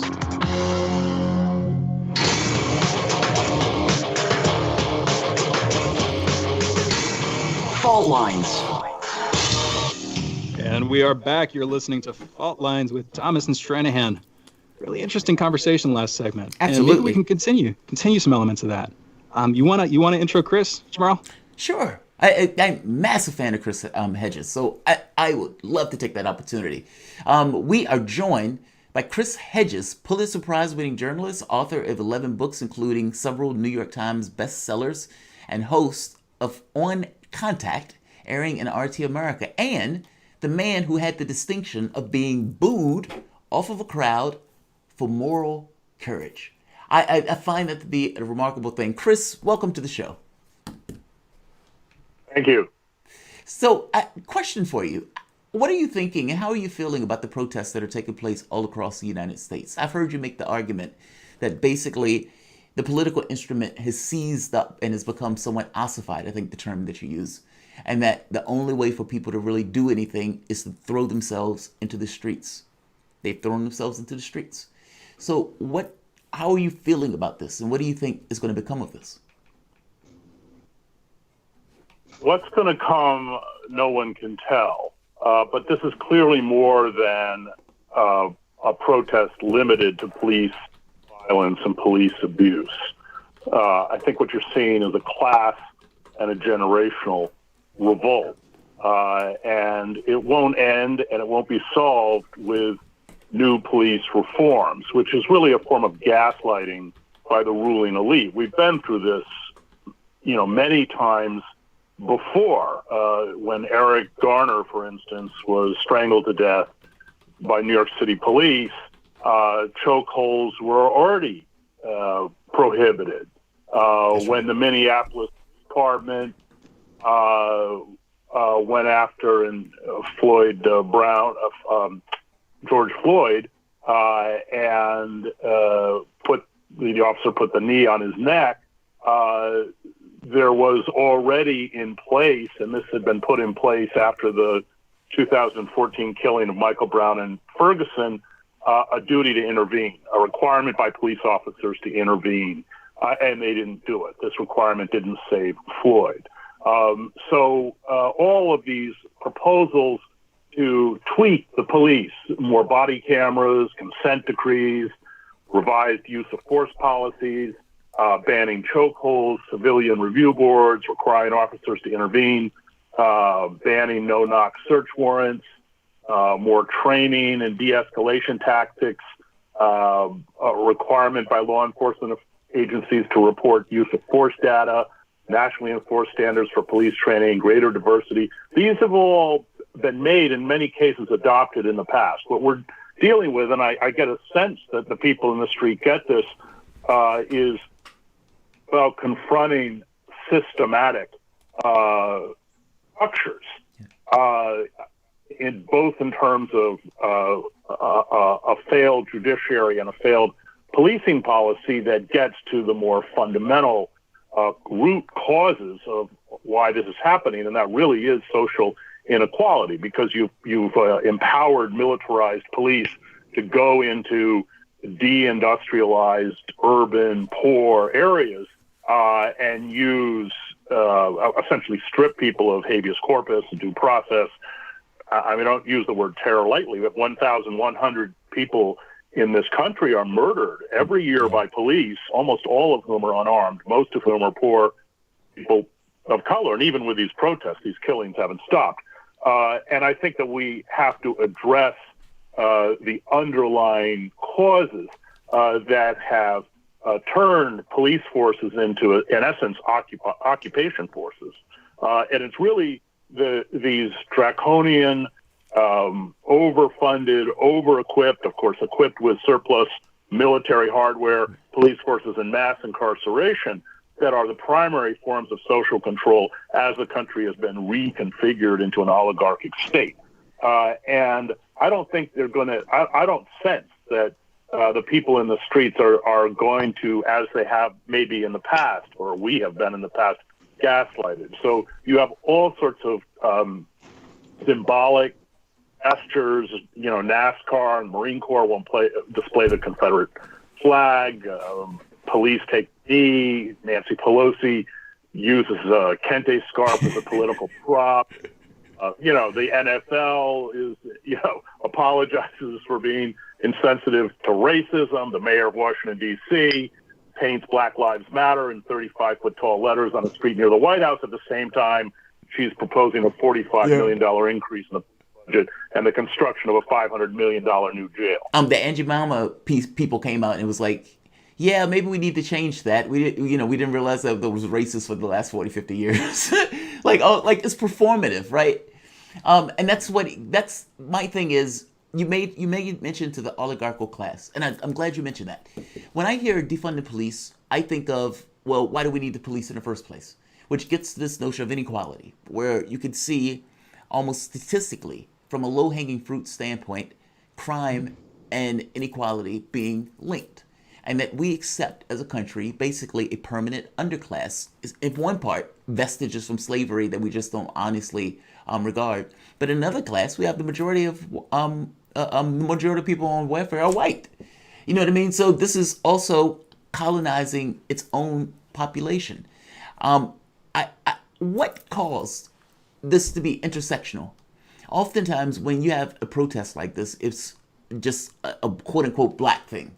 But that's not the way this worked out. You had all sorts of black, white, gay, straight, trans, everywhere in between that basically flooded into the streets. What was the thing that caused this one to be somewhat different than the others? It's finally people who are not of color are experiencing what people of color have been enduring for decades. And they have been thrust into economic misery, of course, exacerbated by the pandemic. So the $600 boost to unemployment checks are going to run out in July. The moratorium on evictions will be lifted. We are talking about an epidemic of bankruptcies. Food banks are already overrun. I mean, sometimes in some cities with thousands of people. That will be exacerbated. Government figures are now talking about 25% possibly unemployment by this summer. So what we're seeing is essentially, especially younger people in their 20s and 30s, being pushed into the economic misery that has now for several decades characterized life in what Malcolm X called our internal colonies, where poor people of color have been enduring police violence. So that's what happens. You when you allow a certain segment of your population to be demonized, and I would argue these shows like Cops and LAPD and all this stuff really were, and all these, reality shows about prison. I've been teaching in a prison for 10 years. My experience in a prison is our discussion about James Baldwin. I teach in the BA program through Rutgers, but that doesn't make good TV. And so, the mass media is very culpable in boosting these kinds of stereotypes to justify the system of mass incarceration. We have 25% of the world's prison population. We're about 4% of the world's population.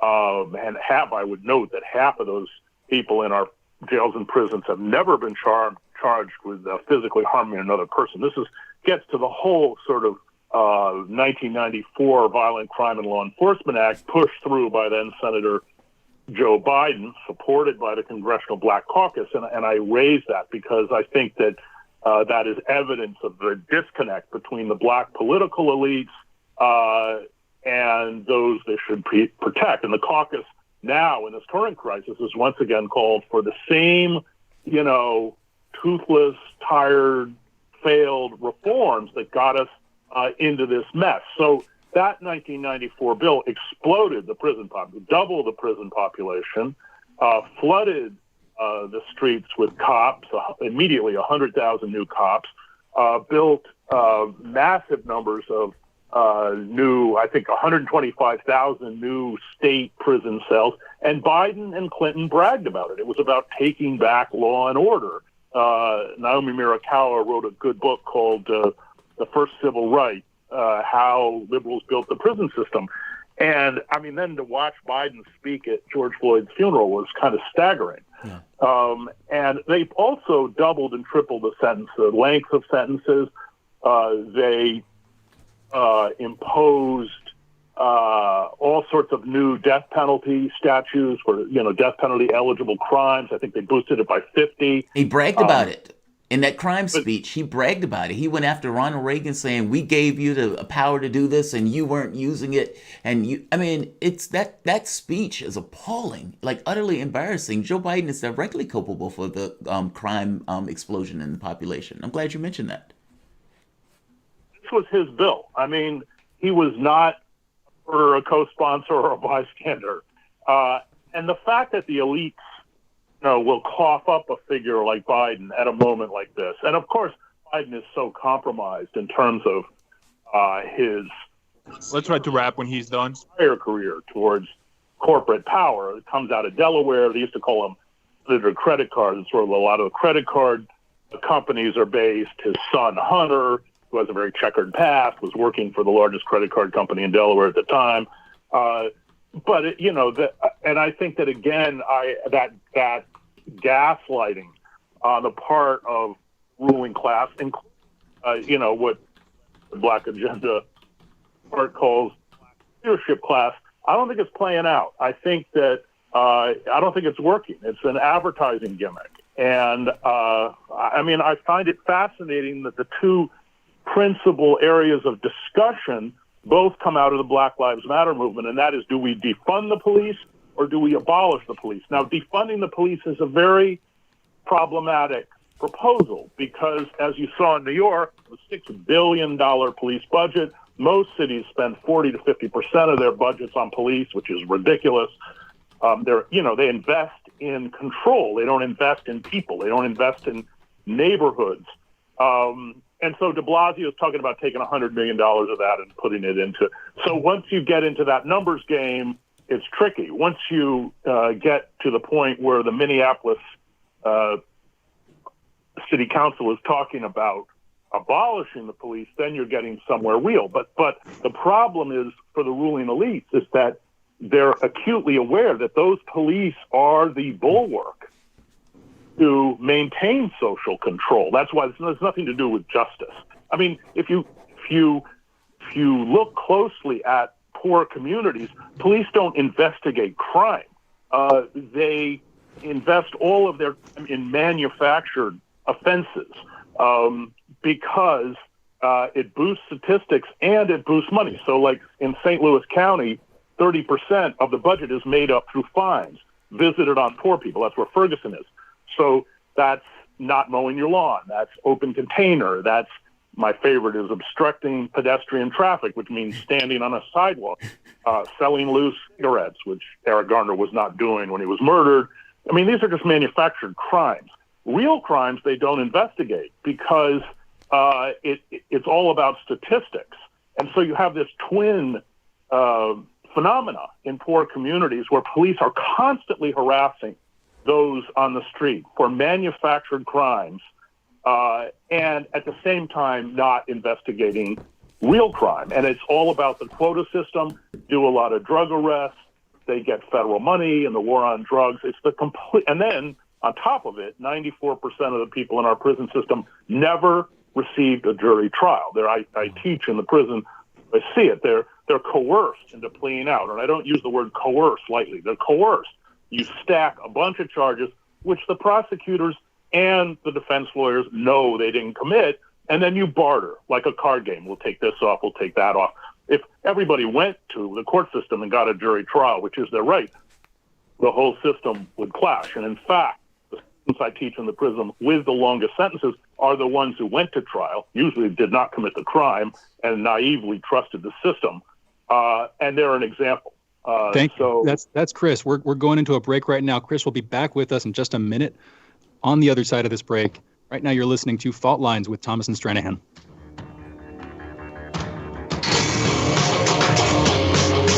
Fault Lines. Catch all the breaking global, political, and economic news as it happens. Sputnik brings an all-star lineup with expert opinion from some of the biggest names in the news today. Noam Chomsky. Turkey, U.S. ally, their main goal is to attack the Kurds, the one ground force opposing ISIS. There have been a kind of a funnel for support of ISIS, not officially, but in practice. Peter Sunde, co-founder of the Pirate Bay. We don't have any sort of democratic control over the internet. And I think that we're very naive when we think that the internet itself is intrinsically good. It's not. It's just a very neutral technology that is being used for good things, but more and more being used for evil things. Icelandic Foreign Minister Gunnar Bragi Sveinsson. We increase activities in the Keflavik airbase, and that has to do with more activities from the Russian Northern Fleet in the ocean around Iceland, and also, of course, these usual flights of the bombers.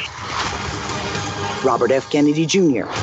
We're the ones that destroyed the government of Libya. We're the ones that, in a pipeline dispute, that helped destroy the government of Bashar al-Assad in Syria. We're the ones who invaded Iraq. Former U.S. Secretary of Defense William Perry. The hostile relationship between the United States and Russia today is dangerous for both countries, not because either country would actually want to start a military conflict, but because there's always a danger of blundering. Sputnik talks to the brightest minds in politics and current affairs to find out what's really happening. Tune in.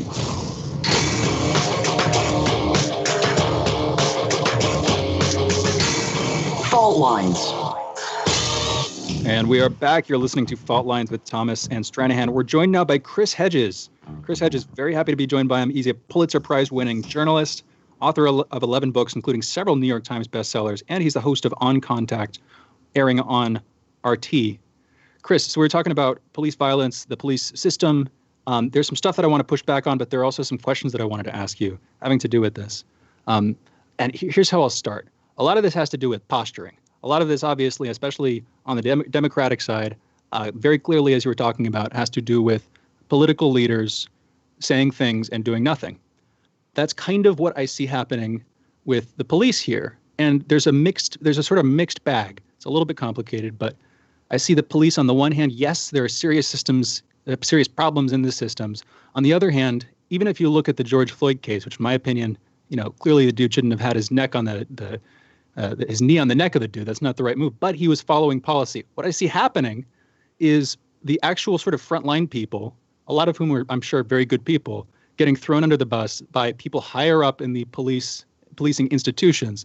And that worries me, both on the grounds that it wouldn't actually help. In other words, it's just more posturing. It's just more people in positions of power abusing people under them while allowing systemic abuses to continue. But it just seems to contribute to this air of rivalry, again, between the left and the right. I think a lot of people on both sides are good people. And I'm just curious to hear your take on how this is being handled, what you disagree with there, what you think you might agree with. In general, your take, Chris. Well, I would strongly disagree that people are being thrown under the bus. I think this kind of violence and abuse of power is rampant.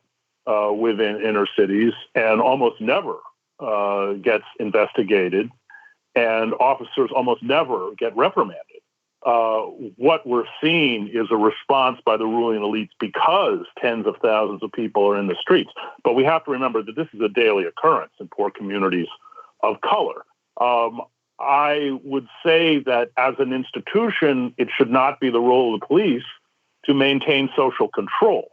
In that sense, I might agree with you that it's unfair to put this burden on the police.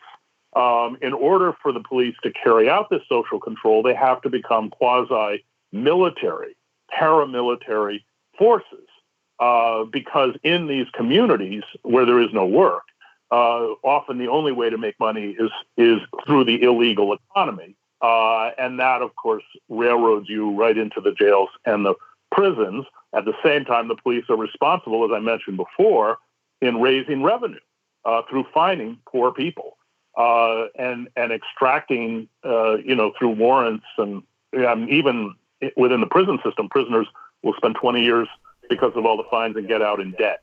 So should not be the role of the police. And in that sense, it's unfair to burden them. On the other hand, they have been transformed from what I would call, a kind of law and order or normal policing agency into an occupation force with all of the characteristics of occupation forces that I saw in the 20 years I was overseas in places like, Gaza and everywhere else. Also, it's even, I would even make the argument that regardless of whether it's police training and whether or not police are being put into a role that they can't necessarily fulfill, I agree that cops are being put into positions of doing things that they can't necessarily do. They don't have the station or the ability to do those things because those things deal with the issues of poverty, and they can't do that. They're always reactive to crime. But on some level, it doesn't matter. Cops kill 1,000 people, over 1,000 people a year. And I can't look at that and say, oh, poor cop, he's in a bad spot. I have to pay more attention to the people who they kill and who they just get away with it. Am I wrong on that? I mean, basically, cops are there to keep order. They're not necessarily there to protect you. They're not there to keep you safe. They're only there to keep order. If that was during Jim Crow, if that was doing apartheid, or for that matter, if that was doing Nazi Germany. I mean, basically, or if it was a black person trying to sit in a restaurant where they would drag that person out and hit him in the head with a club. I guess I'm saying, Chris, ultimately, I don't think it's entirely fair to say pity the cop in a situation like this, even though I do understand the argument that, look, these guys are trained to do exactly what they're doing. Well, yeah, and there's a two-sided take here. Yeah. One is I'm worried that the genuine and legitimate frustrations about the injustices, again, systemic rules-based injustices, including, like you're talking about, civil asset forfeiture, where it's just basically making money off of taking things from people, or again from these fines. Those are very legitimate problems that I think we need to solve. I'm worried about the pressure, the sort of push to get those problems solved, being picked up by officers at the tops of these institutions turning coat, and therefore I don't see. I could be wrong, but I could see it going wrong in that nothing actually gets done. Well, those people turn on the people. That's the thing, and that's what I'm worried about happening. But there's also the second point. I just feel the need to respond to it.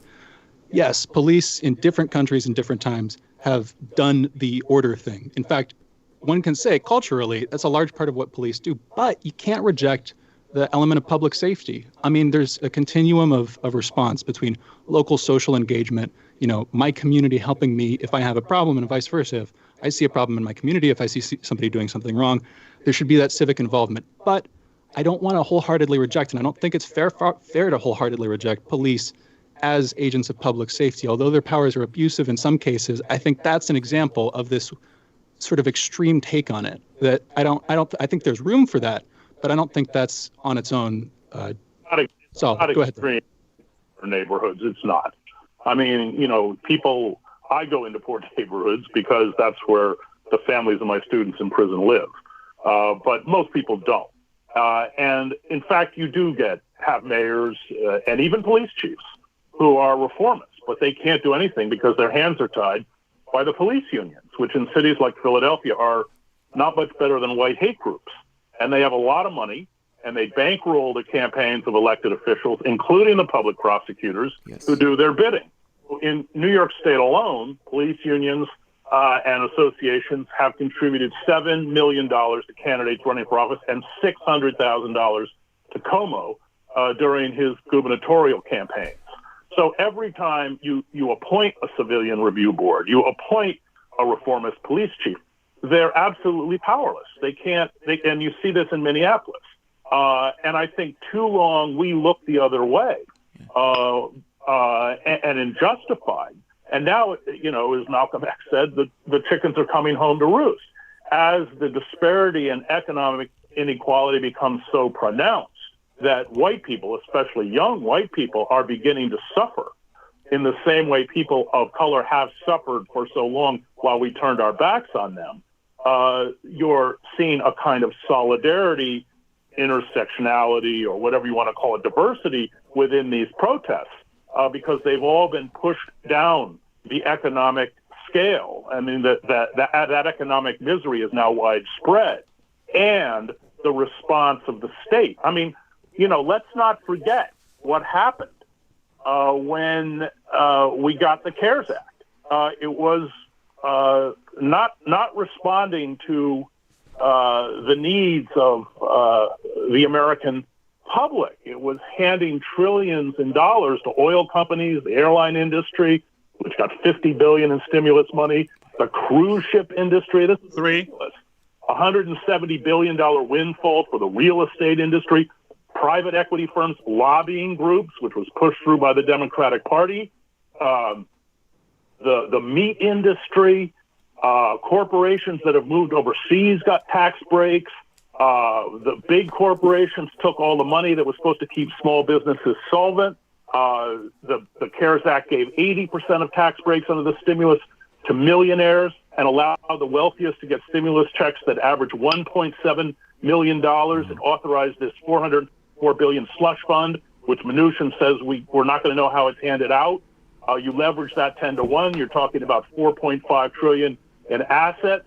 It gave $1.5 trillion in loan to Wall Street, which no one, I can assure you, expects will ever be paid back. And at the same time, the billionaires during the pandemic have gotten $434 billion richer.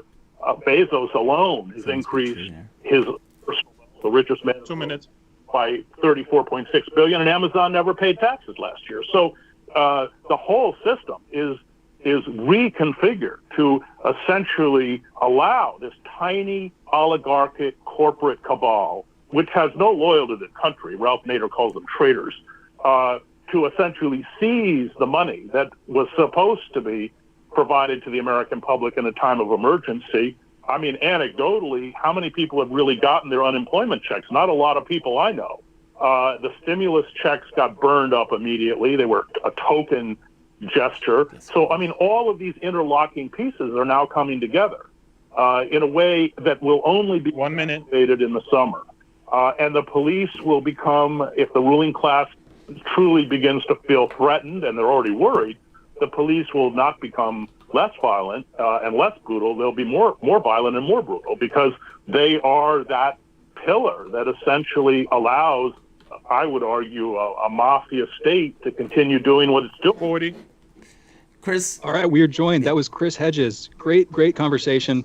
Hopefully we can have you back on soon to continue that. There's definitely a lot of stuff to talk about there. Regardless, Chris Hedges is a Pulitzer Prize-winning journalist, author of 11 books, including several New York Times bestsellers, and he's the host of On Contact, airing on RT. You have been listening this morning to Fault Lines with Thomas and Stranahan. We're signing off now. Thank you so much. We're also signing off for the week. We'll be back on Monday, though. Big changes this week, but we're excited.